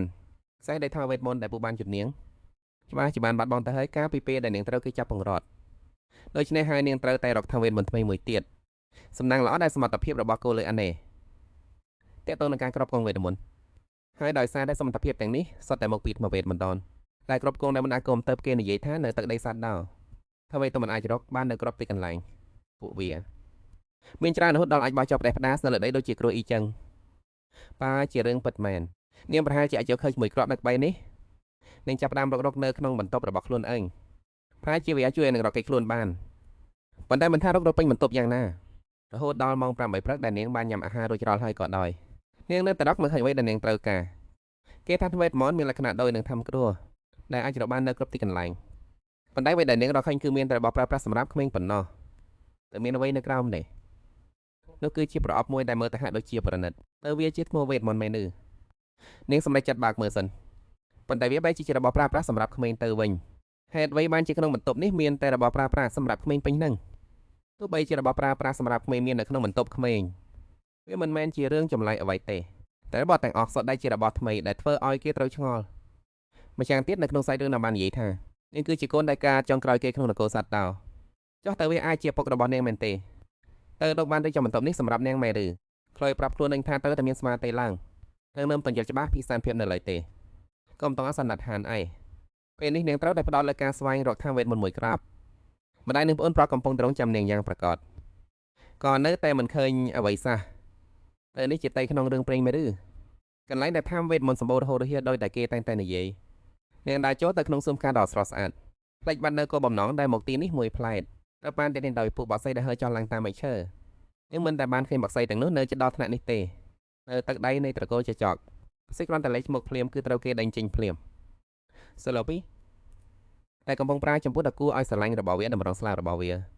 ាស្ទើរតែទប់បលាមិនបានចង់តែចាប់ឲ្យយកផ្លាមស្រាប់តែនាងនៅឃើញឡើងវិញថានាងមកទីនេះគឺដើម្បីប្រមូលព័ត៌មានទាំង10ហើយយកទៅប្រាប់អ្នកម្ដាយនិងពូរបស់នាង ខណៈពេលដែលកំពុងគ្រូវិក្បាលហើយងាកមើលជំនាញអាកាសនេះដោយប្រញាប់ប្រញល់នាងក៏លើសំឡេងគេខ្សឹបខ្សឹកគ្នាថាប៉ិតមែនហើយគាត់នឹងអើងមកពីតកូលឆ្កែចុកដល់គួរឲ្យខ្លាចនោះគឺគេថាគាត់ធ្លាប់ត្រូវបានគេធ្វើបាបហេតុអ្វីបានជាអ្នកគ្រប់គ្នាយល់ច្រឡំអំពីតកូលឆ្កែចុកខ្លាំងម្ល៉េះក៏លោកវេគិតក្នុងចិត្តថាខ្ញុំមិនអាចបណ្ដោយឲ្យរឿងនេះបន្តទៅទៀតបានទេនាងក៏ក្អត់តិចតែដើម្បីឲ្យគេចាប់អារម្មណ៍សូមទស្សនាមិនដែលគេនិយាយនោះមិនមែនជាការពិតទេខ្ញុំអាចពន្យល់រឿងទាំងអស់នេះបានព្រាមនោះដៃជាច្រើនក៏លោកមកជួយនាងតើមានរឿងអ្វីកើតឡើងតើអ្នកមិនអីឬគឺលើមីខេស៊ីនិងសេបាភាពងឿងឆ្ងល់អ្នកដែលកំពុងពិនិត្យមើលសារភាពរបស់នាងមិនត្រឹមតែពួកអ្នកបម្រើស្រីប៉ុណ្ណោះទេសម្បីតែអ្នករញ៉ាអាហារនិងអ្នកដឹកជញ្ជូនអីវ៉ាន់សម្បីតែពួកទាហានយាមនៅឆ្ងាយក៏នៅតែចាប់អារម្មណ៍នឹងនាងដែរអ្នកគ្រប់គ្នារត់មកជប់នាងប្រញ័រប្រញល់ដែលខ្លាចថានឹងដួលព្រោះតែគ្រោះស្មួយដុំក៏លួយក៏ក្នុងចិត្តថាប្រហែលជាខ្ញុំស្ទើរតែដួលមែនតែបានជាពួកគេទាំងអស់គ្នាប្រញ័ររត់មកព្រោះតែបានរំភើបពីនាងស្មានតែពួកគេត្រៀមខ្លួននឹងវាយប្រហារនាងទៅហើយទឹកមុខរបស់ពួកគេពិតជាធ្ងន់ធ្ងរខ្លាំងណាស់មិនដឹងថាចាប់តាំងពីពេលណាតែនាងបានបង្កើតការរើសអើងចំពោះគេប៉ុន្តែការពិតគឺពួកគេពិតជាកចិត្តទុកដាក់ចំពោះនាងខ្លាំងណាស់មានខ្លះគិតថាបញ្ហានៅលើស្មៅដោយស្មានថាអ្នកថៃសួនប្រហែលជាមិនទទួលបានព័ត៌មានដែលគាត់ត្រូវការអ្នកខ្លះទៀតគិតថាស្បែកជើងរបស់នាងមិនសមនឹងនាងថាគួរតែបដូរទៅពាក់ស្បែកជើងណាដែលស្រួលជាងនេះទីបំផុតក៏បានយល់ជាច្បាស់ថាដំណឹងដែលគេនិយាយទៅគ្នាពីពួកអភិជនថានឹងធ្វើបាបកម្មានោះស្ដីជាការយល់ខុសទាំងអស់ព្រោះប្រសិនបើដំណឹងនោះជាការពិតអ្នកដែលនៅចំពោះមុខនាងនេះពួកគេនឹងមិនអាចមើលមុខនាងដោយក្រសែភ្នែកបែបនេះឡើយពួកគេមិនមែនជាប្រភេទមនុស្សដែលចូលចិត្តធ្វើបាបកម្មានោះទេនៅពេលដែលដឹងខ្លួនថាការរាយល់ច្រឡំរបស់នាងគឺជារឿងមិនត្រឹមត្រូវនាងក៏ធ្វើជាសួរនាំដោយចង់ដឹកអំពីប៉ុមមួយនោះខ្ញុំចង់ឃើញបំនោះណាស់មើលទៅវាពិតជាអស្ចារ្យខ្លាំងណាស់ពេលឡើងទៅដល់កំពូលបំនៅពិតជាស្រឡាញ់កាន់នឹងទេសភាពនៅចំពោះមុខនាងខ្លាំងណាស់ប្រាសាទរបស់លោកអុកកញ្ញាលីអានដឺមើលទៅដូចជាហ្វ្រៃដាក់ធំស្បើមួយអញ្ចឹងដើមឈើនោះណែនណាន់តាន់តាប់មានទាំងសុំការដ៏ស្រស់ស្អាតហើយក៏មានបឹងទឹកថ្លាយងឆ្លប់បញ្ចាំងពន្លឺព្រះអាទិត្យនៅពើទៅផ្លេកក្បាយយ៉ាងស្រស់ស្អាតខុសប្លែកពីតំបន់វាទំនាបដ៏ធំល្លឹងល្លែងនៃប្រាសាទថៃកុលសម្ព័ន្ធដ៏ចកកទេសភាពទីនេះពិតអស្ចារ្យខ្លាំងណាស់ក្លើយក៏ក្នុងចិត្តថានាងពិតជាស្បែកចិត្តណាស់ដែលបានក្លាហានស្នើសំរឿងនេះនាងស្ទើរតែមិនជឿសោះថាបងមួយនេះគឺជាកន្លែងផលិតបងវេទមន្តកាលពីមុនអ៊ីសាបែលបានពន្យល់ថាប្រាសាទនេះគឺជាកន្លែងសម្រាប់ផលិតបងវេទមន្តពិតមែននៅទីនោះថែមទាំងមានរបាំងការពារដ៏សុវត្ថិភាពបំផុតទៀតផងខណៈពេលដែលក្លូយផ្អៀងទៅជិះស្ដាប់សំឡេងស្លឹកឈើវិចពីហឹមអ្នកដែលឈរនៅពីក្រោយនាងក៏ចាប់ផ្ដើមណែនាំនៅឆ្ងាយត្រង់នោះគឺជាកំពែងក្រាស់ហើយក្រៅពីនោះគឺជាសមុទ្រនៅទីនោះមានកងទ័ពការពារដែលបំពាក់ដោយអាវុធតែបន្តខ្លាំងក្លាពួកគេត្រៀមខ្លួនការពារប្រាសាទនេះដោយយកជីវិតជាដើមទុនគេក៏បាននិយាយទៀតថាកងទ័ពខ្លាំងក្លាប៉ុណ្ណាក៏ដោយក៏មិនអាចទម្លុះចូលទីនេះបានដែរដើម្បីស្វាគមន៍ការមកដល់របស់នាងអញ្ចឹងក៏ការពារត្រូវបានពង្រីកនិងពង្រឹងយ៉ាងរឹងមាំដើម្បីធានាបានសុវត្ថិភាពដាច់ខាតក្លូវដៃសរសើរប៉ុន្តែក្នុងចិត្តវិញនាងកំពុងតែញញឹមហួសចិត្តដតីតើពួករបស់នាងនឹងចូលមកមិនដោយរបៀបណាទៅទោះបីជាខ្ញុំរត់គេចខ្លួនក៏មិនដឹងទៅទីណាដែរតែគ្មានចន្លោះប្រហោងណាមួយទៅតែខ្ញុំអាចលុយចូលទៅបាននោះឬយ៉ាងហោចណាស់ក៏មានកន្លែងណាដែលការពារខ្សោយជាងនេះដែរឬទេខណៈពេលដែលនាងកំពុងតែសម្លឹងមើលជុំវិញដើម្បីស្វែងរកផ្លូវចូលដែលពូឬក្រុមរបស់គាត់អាចប្រើប្រាស់បានអ្នកបម្រើស្រីម្នាក់ក៏បានហៅនាងអ្នកនាងក៏បានរំភើបចាប់ពីពេលនេះទៅនឹងមិនមានគ្រោះថ្នាក់អ្វីទៀតទេអ្នកនាងមិនបាច់បានក្តាំផាត់ទៀតឡើយពេលនេះពេលអាទិត្យបានកក់បាត់ទៅហើយពលឺថ្ងៃលេចចាំមកលើភ្នែករបស់ក្រុមទាហាននិងអ្នកបម្រើធ្វើឲ្យភ្នែករបស់ពួកគេឡើងក្រហមក្រុមទាហានបានប្រកាសយ៉ាងមុតមមថាពួកគេនឹងការពារនាងដោយយកជីវិតរបស់ពួកគេជាការតបសងពួកមនុស្សអាក្រក់ដូចជាកោសម្ពន្ធចចកនឹងគ្មានថ្ងៃអាចទម្លាក់ទីនេះបានឡើយអ្នកក្របគ្នាក៏នាំគ្នារុំដៃអបអរសាទរហើយនិយាយថាពួកអ្នកទាំងនោះនឹងមិនអាចធ្វើបាបម្នាក់បានទៀតឡើយឯកលវីក្នុងចិត្តថាពួកគេគឺថាខ្ញុំខ្លាចពួកកោសម្ពន្ធចចកមកចាប់ខ្ញុំមែនទេសួស្ដីអ្នកហេតុតាមដែរនោះវានឹងពិបាកសម្រាប់ខ្ញុំក្នុងការជំដាយនឹងពូរបស់ខ្ញុំម្លងទៀតណាស់ក៏លើបានសម្រេចចិត្តថាត្រូវតែប្រាប់ការទៅដល់អ្នកគ្រប់គ្នាខ្ញុំមានរឿងចង់និយាយខ្ញុំមិនដែលជួបរឿងអាក្រក់អ្វីនៅទឹកដីរបស់ពួកកុសម្ផន្ធចចកឡើយផ្ទុយទៅវិញខ្ញុំទួបានការចិត្តទុកដាក់និងក្តីស្រឡាញ់យ៉ាងច្រើនអ្នកគ្រប់គ្នាសុទ្ធតែដែងអត់ក្បាលដោយទឹកមុខពោពេញដោយការព្រួយបារម្ភមិនមែនទេនាងគ្រាន់តែធ្វើជាមិនអីទេដើម្បីកំពុះយើងបានរំភើបប៉ុណ្ណោះនាងបច្ចុប្បន្នចិត្តល្អនិងស្លូតត្រង់ពេកហើយក្លូវីជ្រួញចិញ្ចាំធ្វើជាខឹងអបដៃចប់ហើយសង្កត់ធ្ងន់ថាមិនមានអ្វីពិតមែននោះទេនឹងគ្រូនិយាយអំពីម្ដាយនិងពូដែលបានស្រឡាញ់នាងយ៉ាងណានោះប៉ុន្តែនៅពេលថើចក្រោយមួយចំហានដើម្បីព្យាយាមធ្វើឲ្យពាក្យសម្ដីកាន់តែមកស្រួចស្រាប់តែមានសម្លេងគួរឲ្យខ្លាចមួយម្លឹងពីខាងក្រោយរណំដៃសត្វបញ្ចេញសេងយ៉ាងខ្លាំងនៅពេលដែលនាងនៅតែស្រឡាញ់កាំងមិនយល់ពីរឿងអ្វីដែលកំពុងកើតឡើងវាហួសសពេទៅហើយនាងឃើញពុកទីខាងកំពុងរត់មករកនាងដោយក្តីបារម្ភប៉ុន្តែកម្មភាពរបស់ពួកគេនៅក្នុងភ្នែករបស់នាងគឺយឺតយ៉ាវរហូតដល់មិនអាចជឿបាន ខ្លីគិតក្នុងចិត្តថាតើខ្ញុំត្រូវស្លាប់បែបនេះមែនទេសម្រាប់តែដោះស្រាយការយល់ច្រឡំនេះបានដោយលំបាកតែខ្ញុំមិនចង់ស្លាប់ទេស្រាប់តែមានអ្វីមួយដូចជាមានស្លាប់ក្នុងមួយប៉ព្រិចផ្នែកក៏ហក់ឡើងទៅលើកំពូលបំហើយនៅពេលដែលក្លុយចិត្តបាត់បង់លំនឹងរៀបនឹងធ្លាក់ចុះទៅហើយនោះខ្សែមួយដូចខ្សែពួរបានមករុំចង្កេះនឹងយ៉ាងនឹងភ្លាមរឿងអ្វីទៅនឹងមានជីវិតមែនទេទៅតែដឹងខ្លួនឡើងវិញក៏មានអារម្មណ៍ថាបេះដូងរបស់នឹងលោតញាប់ខប្រកតីម្ដងទៀតអ្នកដែលជួយសង្គ្រោះនាងគឺ Lucien ហើយពេលនេះនាងថែមទាំងកំពុងស្ថិតក្នុងរង្វង់ដៃរបស់ទៀតផងមិនតាន់ប៉ុនបានមកប៉ាពីភាពស្ងៀមស្ងាត់មិនតាន់ទាំងយល់ថាមានរឿងអ្វីកើតឡើងផងនាងគ្រាន់តែដឹងថាខ្លួននឹងត្រូវបានគេនាំមកទីនេះមិននិយាយអ្វីសំបីតែមួយម៉ាត់ក៏ស្នេហ៍របស់កៅអែត្រជាក់ស្រេបដោយការដែលនិយាយជាមួយនាងរយៈកាលសង្ហាដូចជាពោពេញទៅដោយមុខកាំបិតមុតស្រួចតែខ្ញុំព្រមលើកអ្នកប៉ុន្មានដងទៀតអ្នកត្រូវតែដាក់សុវត្ថិភាពរបស់ព្រះនឹងជាចម្បងខ្ញុំសំទោសស្បិតជាសំទោសស្នេហ៍ខ្ញុំគ្រាន់តែជឿជាក់ខ្លាំងពេកទៅលើម្ការពារនៃចិញ្ចាំងខ្ពស់មួយនេះបន្ទាប់ពីបាននៅអ៊ីសាបែលទៅក៏ងាកក្បាលសម្លឹងមើលទៅខាងក្រោមនៅមិនឆ្ងាយប៉ុន្មានពលឺមួយខ្សែដូចជាសំណានពីងពីងដែលលាតសន្ធឹងកាត់ទីនោះ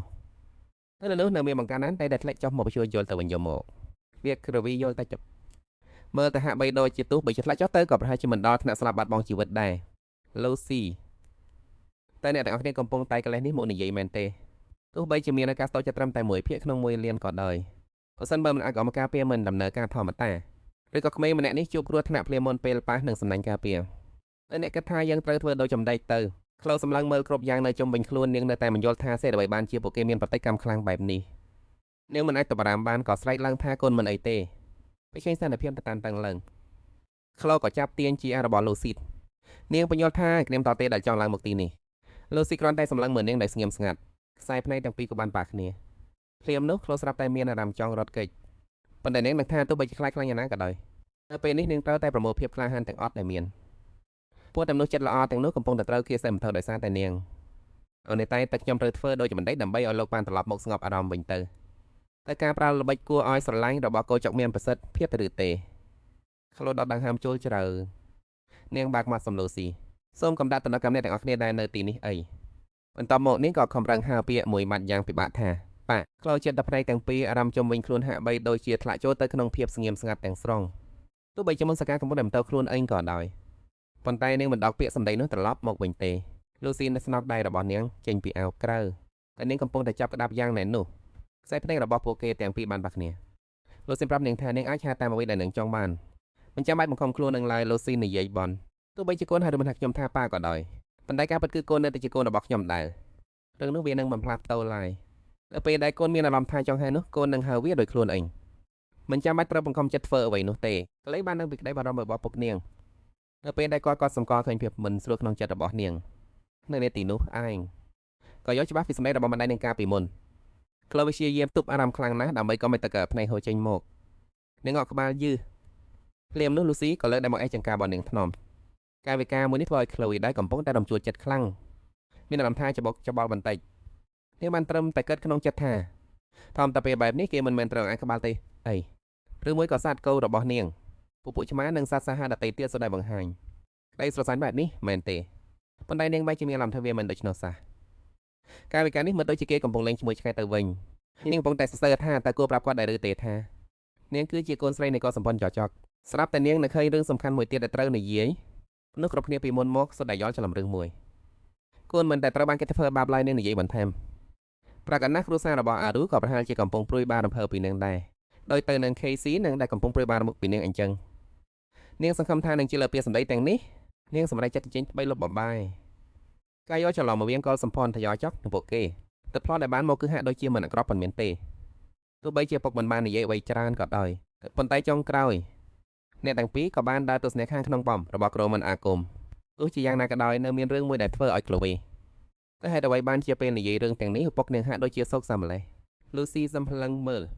ចាប់តាំងពីផ្ទៃមុខរហូតដល់ដៃស្មាត់របស់នាងជាមួយនឹងសម្លេងទាបបន្ទន់ភ្លន់ទោះបីជាមានអារម្មណ៍ស្ដាយក្រោយប៉ុន្តែ Melissa បាបគាត់ឡើយ Chloe មិនចេះក្នុងចិត្តខ្លួនឯងថាទៅបីជាពេលនេះមិនទទួលបានការទុកចិត្តក៏មិនអីដែរថ្ងៃណាមួយគាត់ប្រដាជាជួយជាលើនាងជាជំនឿខានយ៉ាងហោចណាស់ពេលនេះនាងក៏បានចូលមកក្នុងបំក្រមមិនអាចគុំរួចហើយនេះគឺជាចំហានជោគជាដំបូងបំផុតហើយដោយសារតែពុកក៏នៅទីនេះដែរពួកគេប្រកាសជានឹងយកបានត្បូងវេទមញ្ញយ៉ាងហោចណាស់មួយគ្រាប់ការពីបែបនេះនាងនឹងអាចតាក់ទងទឹកម្ដាយបានសំឡេងកិនមួយបានបន្លឺឡើងធ្វើឲ្យធ្វើសម្ងាត់បើកចេញមក ពន្លឺភ្លឺចិញ្ចាំងធ្វើឲ្យ Chloe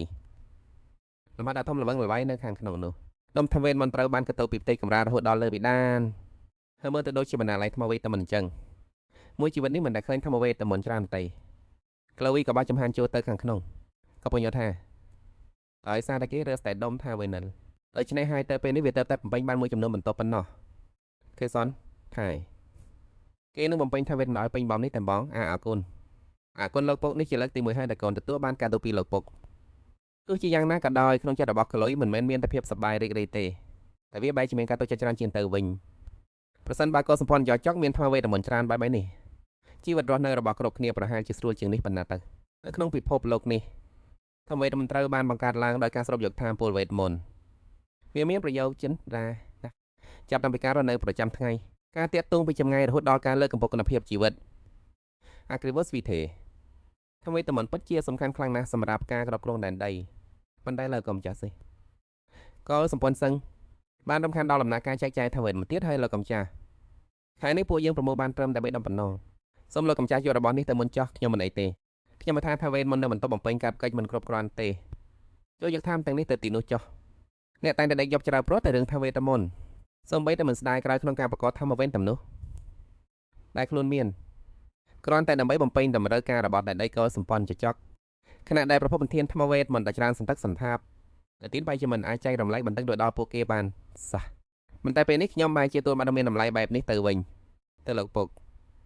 ជាអ្នកនៅពីក្រោយការផ្ដាច់ប្រភពធម្មវេទមន្តទាំងនោះឬអត់ថាមនុស្សឬទេលោកជានិយាយទៅកាន់ Chloe នេះគឺជាអញ្ជើញដែលធ្វើឡើងពីធម្មវេទមន្តការពារវាជួយការពារសុវត្ថិភាពរបស់កូនកុំភ្លេចពេលវាចាប់ខ្លួនជាសាច់ណាវាមានពោះស្រាពេកហើយវាភ្លឺចែងចាំងនឹងថ្លាជាងធម្មវេទមន្តដែលខ្ញុំធ្លាប់ឃើញទៅទៀតខ្ញុំធ្លាប់ឃើញមិនអាចយកទៅប្រៀបធៀបជាមួយធម្មវេទមន្តរបស់តកូលចចកបានបន្តែសាស៊ូនៅតន់បានស្ដារពីការភ្ញាក់ផ្អើលនៅឡៃផងលោកសួរថាកូននៅចង់បានអ្វីទៀតទេបើត្រូវការអ្វីកូនគ្រាន់តែប្រាប់មកបានហើយកដងបែនហើយនិយាយដោយក្លាហានថានាងចង់ទៅបបាញ់ចង់បបាញ់សត្វបក្សីមួយក្បាលកណ្ដឹងនៅក្នុងចិត្តនាងគិតថានាងត្រូវការអ្វីម្យ៉ាងដែលអាចបញ្ជូនដំណឹងបានវាប្រហែលជាបងជាបញ្ហាខ្លះដែរលោកស៊ីសួរថាតើក្លោអេបានចាប់សត្វបក្សីនោះបាននៅអ្នកបម្រើបានឆ្លើយដល់បាត់ថាជាការរាប់ពិតណាស់នាងនឹងក្រុមអ្នកបម្រើបានត្រឡប់មកពីការបបាញ់ដូចច្រល់ហើយនាងមានភាពក្លាហានដូចជាសត្វព្រៃអញ្ចឹងសូមជាគុណស្រីតែមួយក៏របស់លោកអកញ្ញាពិតមែនលោកស៊ីឆ្លើយតបថាអីចឹងក៏ល្អដែរពេលមានរបាយការណ៍មួយបានប្រាប់ថានៅក្នុងបន្ទប់របស់កញ្ញាក្លោអេបាននៅឃើញណានវេទមការពារដោយដែលខ្ញុំបានកាត់ទុកមែនគឺសត្វបក្សីនោះហើយដែលជាអ្នកបញ្ចេះវេទមន្តទីតាំងដែលវាចង្អុលបង្ហាញគឺទៅកាន់ទឹកដីរបស់តកូចចកតើយើងគួរធ្វើដោយចំណែកទឹកអ្នកស្រីលោកស៊ីនៅតែរក្សាទឹកមុខត្រជាក់ស្រេបនៅពេលដែលខ្ញុំប្រកួតធម្មវេទមន្តដោយនាងខ្ញុំក៏បាននឹងຕົកមុននៅរឿងនេះរួចទៅហើយមិនតាន់ចាំបាច់ត្រូវបានរំថាតកូចកនឹងវាយប្រហារឆាប់នេះទេគ្រាន់តែប្រឹងការការពារឲ្យបានល្អទៅបានហើយលូសៀនបានដើរទៅដល់មុខទ្វារបន្ទប់របស់ក្លោអេគេបើកទ្វារធំឃើញក្មេងតូចកំពុងតែដេកលក់យ៉ាងស្កល់នៅខាងក្នុងហាក់បីដូចជាបំភ្លេចចោលតុកកង្វល់ទាំងអស់នៅក្នុងលោកនេះលូសៀនដើរចូលទៅដែលមិនមានសម្បីតែសំឡេងគេលួចខ្ញុំបន្តិចដោយមាននៃបង្កប់គេឃើញថាក្មេងម្នាក់នេះពេលដេកលក់មានមុខមាត់ដូចជាម្ដាយរបស់នឹងបេះតាក់លូសៀនដណ្ដប់ភួយដែលរបូតចេញឲ្យក្មេងតូចថ្នមរួចក៏អង្គុយចុះនៅក្បែរក្រេប្រុងប្រយ័ត្នលើកដៃរបស់ក្មេងស្រីតូចឡើងដើម្បីផ្លាស់ប្ដូរការបងរំឲ្យដៃដ៏តូចមួយនោះរាល់កាយវិការទាំងអស់គឺសុទ្ធតែថ្នមដូចជាកំពុងតែប៉ះលើវត្ថុធ្វើពីកញ្ចក់ងាយនឹងបែកគេនឹកឃើញសម្ដីរបស់នាងលីសារងចាំរហូតដល់ពេលដែលយើងមានកូនរបស់យើងផ្តោបងនឹងស្រឡាញ់កូនរបស់យើងឲ្យខ្លាំងបំផុតដើម្បីកុំឲ្យកូនរបស់យើងត្រូវចំណាយនឹងអ្វីនៅលើโลกនេះឡើយគេក៏សង្ឃឹមចាំមុតម៉ាំដែរថាម៉ូលីសាស្រឡាញ់កូនស្រីរបស់គាត់ខ្លាំងណាស់ប៉ុន្តែលូស៊ីបានដាក់បេងក្រីនោះចុះដោយស្ងៀមស្ងាត់គាត់បានដកវ៉ាត់តូចមួយចេញពីក្នុងអាវវាគឺជាខ្សែដៃដែលធ្វើពីថ្មីមិនតម្លៃថោកតែពីមុនខ្លីចៃទោះបីជាគាត់ចង់ជិះពីសម្ដីរបស់ក្មេងស្រីនោះយ៉ាងណាក៏ដោយឡើយប៉ុន្តែនៅពេលដែលឃើញខ្សែដៃនេះគាត់យល់ព្រាមថារឿងអាក់ទៅរួចទេបើដូច្នេះមែនតែមនុស្សម្នាក់ដែលមិនអាចប្រាប់ផ្សាយវេទមន្តសាមិញបែបនេះបានអាចពាក់របស់បែបនេះនៅលើដែលបានយ៉ាងដូចចំណិចលូស៊ីសម្លឹងមើលទៅលំនាំដល់សាមិញនៅលើថ្មអាហ្គេតកសិភ្នែករបស់គាត់កាន់តែងរឹងងោនឹងពោពេញដោយកំហឹង7 ឆ្នាំកន្លងមកនេះគាត់បានបញ្ជូនថ្មីមិនល្អបំផុតទៅកាន់ទឹកដីនៃកូនសម្ព័ន្ធចចកទាំងនោះគឺជាថ្មីមិនដែលមានកំទេចពុកបំផុតប៉ុន្តែកូនស្រីរបស់គាត់បែរជាតែងតែពាក់របស់ថោកទាបនេះទៅវិញវាគ្រាន់តែជាប្រដាប់ក្មេងលេងដែលមិនមានតម្លៃអ្វីទាំងអស់តែពួកវាបានលេងខួបក្បាលក្មេងស្រីនេះយ៉ាងដូចចំណិចទៅធ្វើឲ្យនាងនៅតែបង្ការពេលកូនសម្ព័ន្ធចចកនោះទោះបីជាត្រូវរងការធ្វើបាបយ៉ាងខុសហើយយ៉ាងនេះក៏ដោយសម្លឹងមើលក្មេងស្រីដែលកំពុងតែដកយ៉ាងសុខស្កល់នឹងគ្មានបៃលូស៊ីក៏ក្នុងចិត្តថា ព្រោះតែភាពភៀមស្រីដៀងសាយទើបធ្វើឲ្យនឹងងាយនឹងជឿគេហើយដើរតាមពួកអ្នកដែលធ្លាប់ធ្វើបាបនាងទោះបីជាត្រូវគេធ្វើទារុណកម្មយ៉ាងធ្ងន់ធ្ងរក៏ដោយដៃរបស់ឡូស៊ីក្តាប់ខ្សែដែលធម្មអាគារនោះយ៉ាងណែននៅក្នុងដៃក៏បានស្រែកឡើងមួយម៉ាត់ក្របធ្នោះក៏បែកខ្សាច់ខ្លាយជាម្សៅគាត់បានសម្រេចចិត្តក្នុងចិត្តថានឹងសម្រាប់ពួកអ្នកដែលហានធ្វើបាបកូនស្រីរបស់គាត់ឲ្យអស់ចាប់ពីពេលដែលពួកវាជិះជើងចូលមកក្នុងប្រាសាទនេះ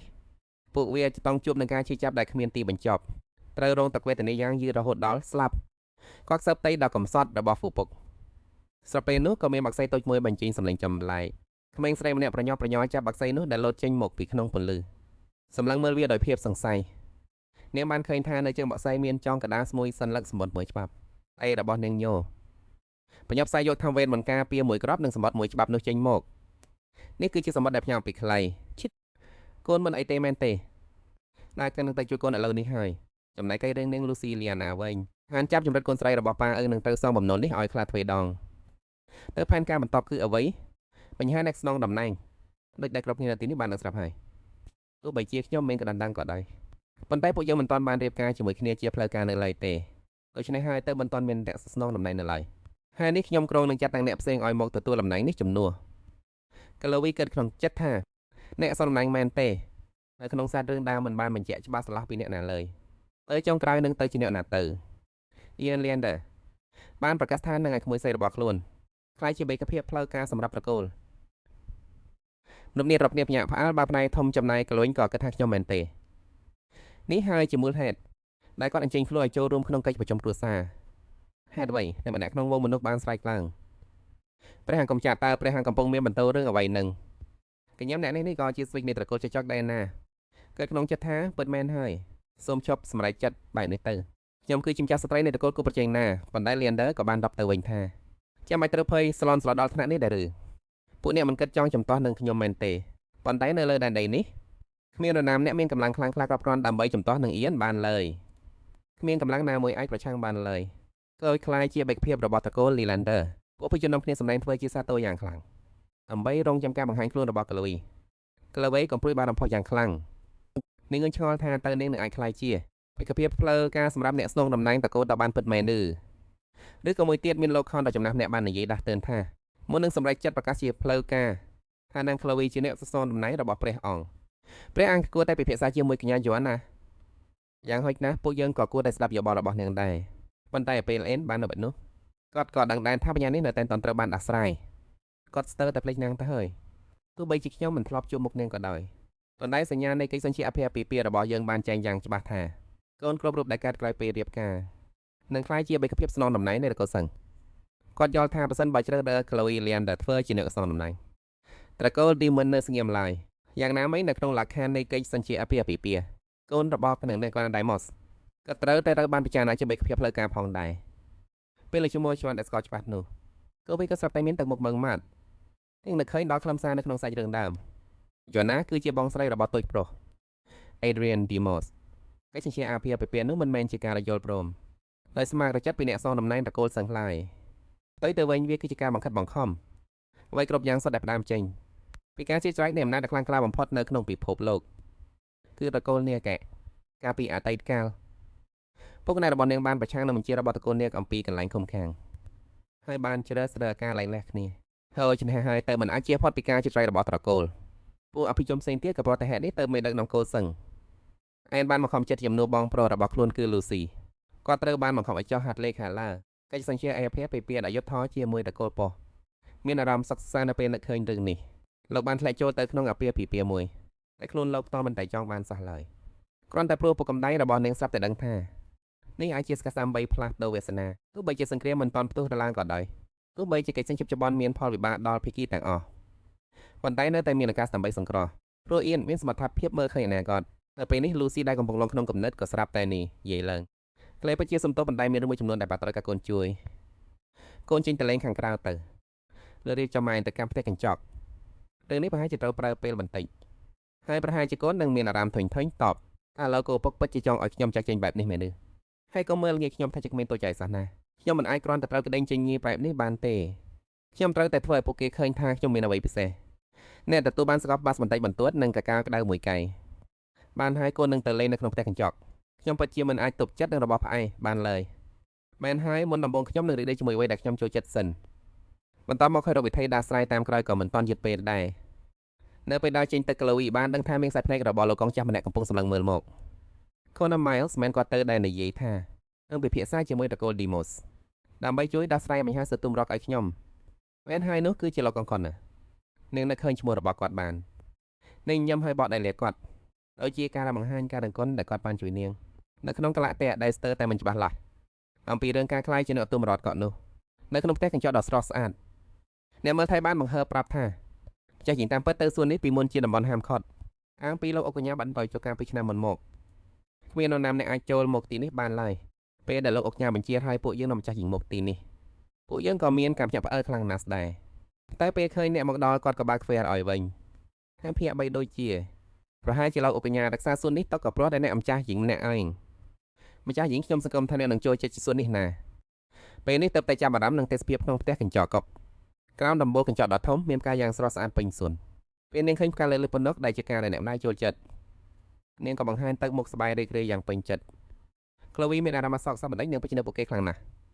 ់នឹកមកហើយនឹងពូស្ងប់អារម្មណ៍ចុះខ្ញុំអាចយំនៅទីនេះបានទេម៉ាក់នឹងពូនឹងមកទទួលក្នុងពេលឆាប់ស្អីនេះហើយប៉ុន្មានថ្ងៃក្រោយមកតាក់ទងនឹងបញ្ហាសទៅទួលមរតករបស់ត្រកូលតៅខាងត្រកូលប៉ុក៏បានមកសួរសុខដោយផ្តោព្រាមនោះសំឡេងគាត់ស្វាក៏មិនលើងសំឡេងរបស់លូស៊ីបានបន្លឺឡើងសួរថាតើនាងបានត្រៀមខ្លួនរួចរាល់ដើម្បីជាមកហើយឬនៅខេនសួរថាតើអាចបើកទ្វារចូលទៅបានទេក្លុយសម្លឹងមើលកញ្ចក់ឆ្លោះឃើញខ្លួនឯងហើយឆ្លើយដបយ៉ាងមុតមមចូលមកទ្វារក៏បើកឡើងអូសមានធំពីរនាក់បានដើរចូលមកក្នុងបន្ទប់គឺលូស៊ីលីនដឺនិងអ៊ីយ៉ានលីនដឺក្លូអ៊ីសម្លឹងមើលទៅលូស៊ីនិងអ៊ីយ៉ានឆ្លាស់គ្នាទៅវិញទៅមកដោយយកចិត្តទុកដាក់ពួកគេទាំងពីរនាក់ស្លៀកសណ្ដុផ្លូវការមិនចេញនៅរស្មីដែលខុសប្លែកពីមុនយ៉ាងខ្លាំងកាយវិការដ៏អង្អែលរបស់ពួកគេរំសំជាមួយសម្លៀកបំពាក់ដ៏សាមញ្ញពួកគេមើលទៅសង្ហានៅពេលនេះអ៊ីយ៉ានក្លូអ៊ីម្នាក់នេះជាកូនសត្វទេពឺយ៉ាងណាក្លូអ៊ីងឿងឆ្ងល់ហើយឆ្លើយតបវិញថាចាសើក៏ថាវិញនឹងហាអ៊ីយ៉ានសម្លឹងមើលទៅក្លូអ៊ីដែលមានរាងកាយតូចច្រឡំត្រឹមចង្កេះរបស់គេតែប៉ុណ្ណោះរួចបន្តក្នុងមាត់ទៀតថាក្លូអ៊ីក្មេងស្រីដ៏គួរឲ្យស្រឡាញ់ដូចជាទេវតាបែបនេះហេតុអ្វីបានជាកើតមកពីត្រកូលទៅវិញមើលទៅក្មេងនេះមួសាឡុងដូចជាទន្សាយតូចមួយអញ្ចឹងក្លូអ៊ីមានអារម្មណ៍មិនសប្បាយចិត្តបន្តទន្សាយអញ្ចឹងឬពួកគេអាចនិយាយបែបនេះបានដោយរបៀបណាឬមួយខ្ញុំគួរតែស្លៀកពាក់អ្វីដែលមើលទៅមកចត់ជាងនេះនាងព្រួយបានតែភ្លេងបារាមដែលខ្លួនឯងរហូតដល់ចាប់ផ្ដើមសង្ស័យថាខ្លួននឹងមិនគួរពាក់រ៉ូបនេះឡើយនាងបានរៀបចំសក់ដោយមិនដឹងខ្លួនមានអារម្មណ៍មិនល្អព្រោះគិតថាខ្លួននឹងមើលទៅពិតជាឈឺគួតបែនមែនលើស៊ីបាននិយាយឡើងថានាងគឺជាកូនស្រីរបស់ខ្ញុំក្លូអ៊ីនឹងក្លាយជាអ្នកស្នំមរតនៃតកូលតៅនាងគឺជាតៅដ៏អង្អាចម្នាក់អ៊ីយ៉ាននិយាយបន្ទាបថាតើនៅលើលោកនេះបានតែគួរឲ្យស្រឡាញ់បែបនេះដែរឬទ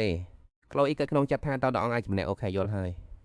យ៉ាងចឹងរឿងនេះក៏កន្លងផុតទៅដោយរលូនដែរលូស៊ីបានថាក្លូអ៊ីទៅយើងទៅគ្នាក្លូអ៊ីបានលើកដៃចេញទៅដោយស្វ័យប្រវត្តិដើម្បីឆ្លើយតប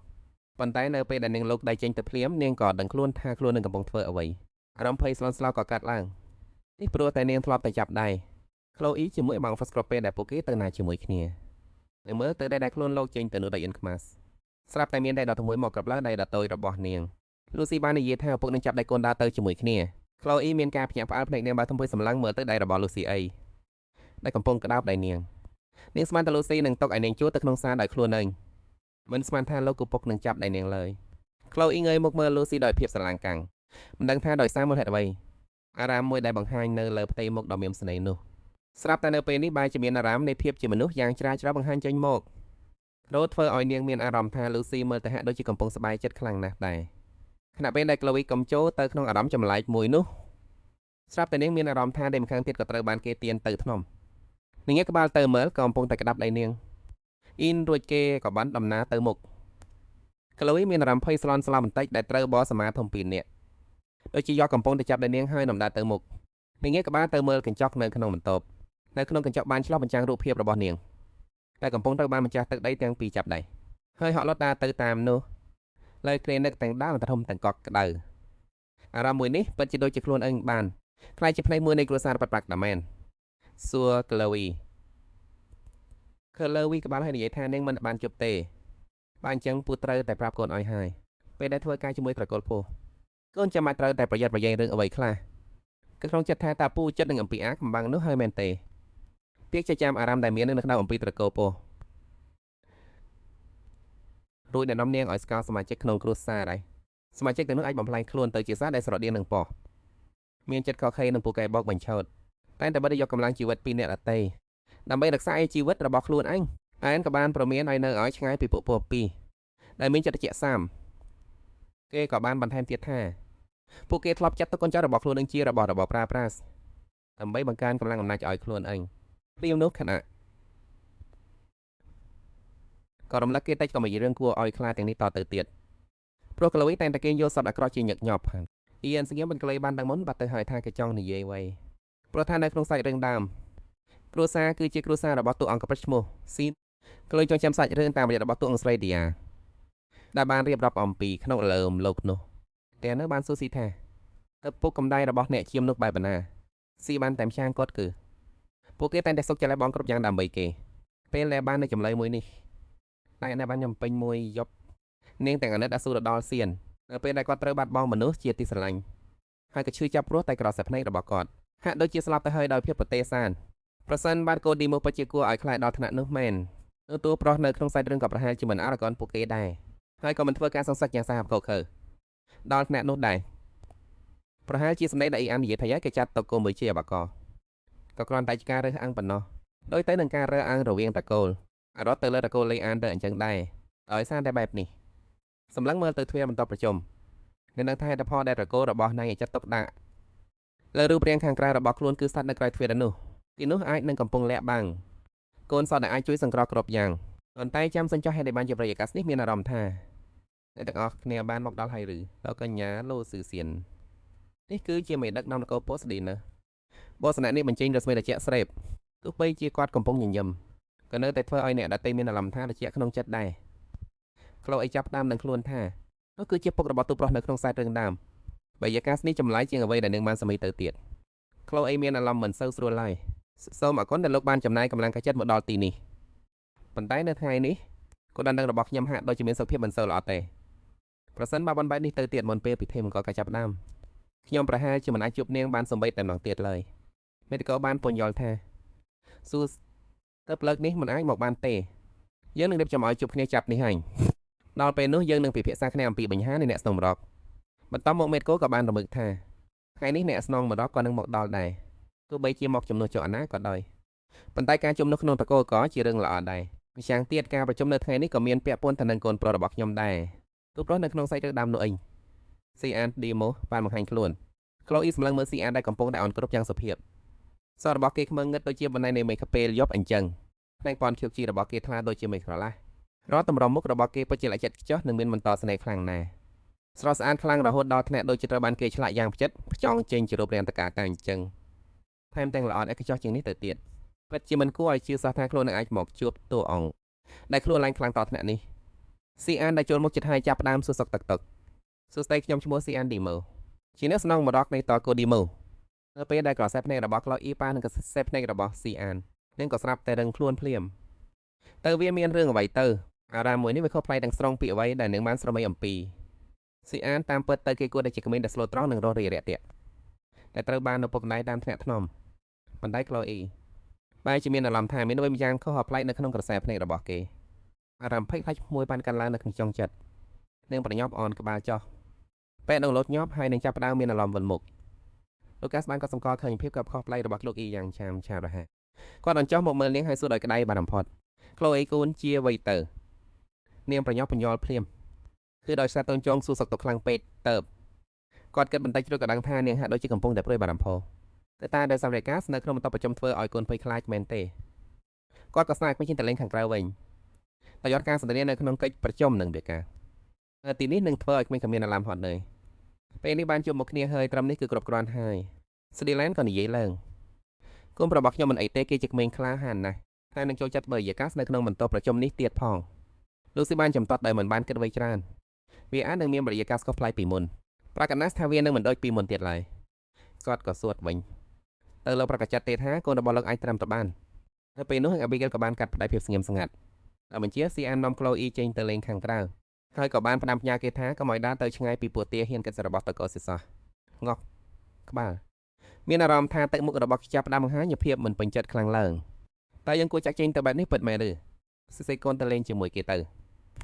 អ៊ីចឹងពួកកូនសុំទៅមុនហើយណានិយាយជាចប់ក្លូវិកញាប់តាមទៅកាន់សួនផ្កា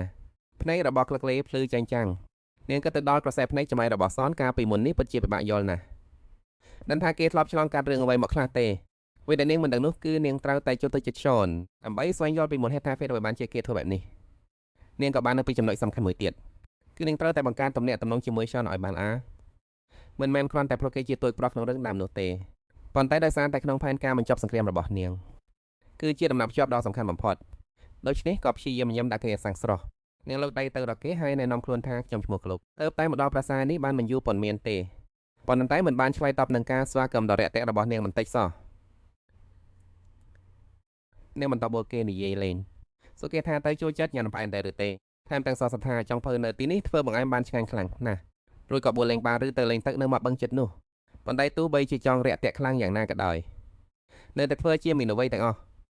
វេក៏ឃើញគេដែលជំនួយការរបស់នាងបានណែនាំនាងក៏ចាប់ផ្ដើមនិយាយពីផ្ទះកញ្ចក់ដ៏ធំទូលាយរបស់ពុកនាងតែមានពន្លឺថ្ងៃឆេះមកយ៉ាងស្រស់ស្អាតមានកាដូលូតលាស់ល្អនិងមានទឹកធ្វើពីថ្មដែលព្រោះទឹកចេញមកភ្លឺប្លែកនាងជឿជាក់ថាប្រកាសជាចូលចិត្តកន្លែងនោះមិនខាន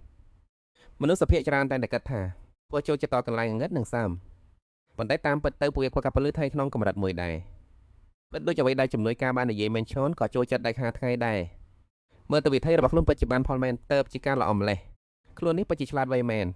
នៅមិនទាន់បាននិយាយចប់ប្រផងក៏បានកាប់ភ្នែកឡើងសួរក្លុយថាហេតុអ្វីបានជានាងចូលចិត្តបង្ហាញខ្លួននៅចំពោះមុខគេម្លេះរួចក៏រិះក៏នាងថាខ្មែរក៏ដោយបន្តិចសោះ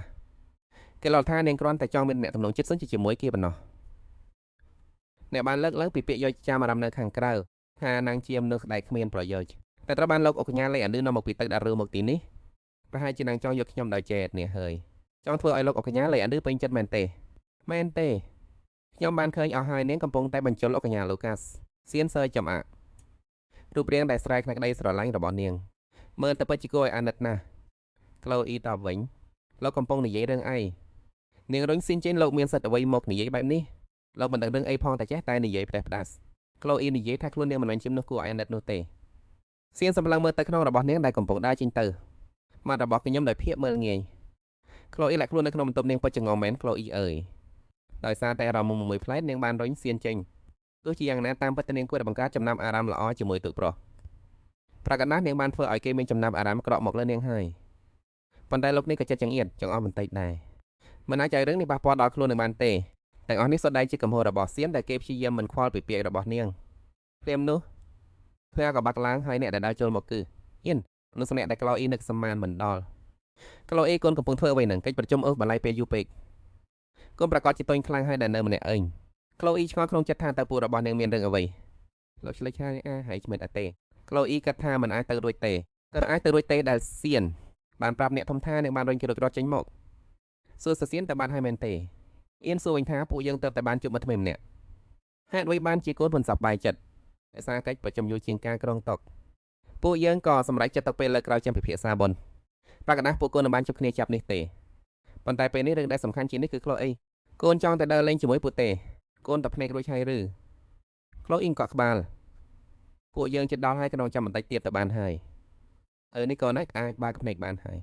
យសួរនាងថាទេសភាពនៅទីនេះយ៉ាងម៉េចដែរទៅវាស្អាតទេក្លូត្រូវបានទាក់ទាញដោយទេសភាពដ៏ធំលឹងល្បីនោះនាងមិនអាចទប់ចិត្តមិនឲ្យបោះចំហានទៅមុខបានឡើយ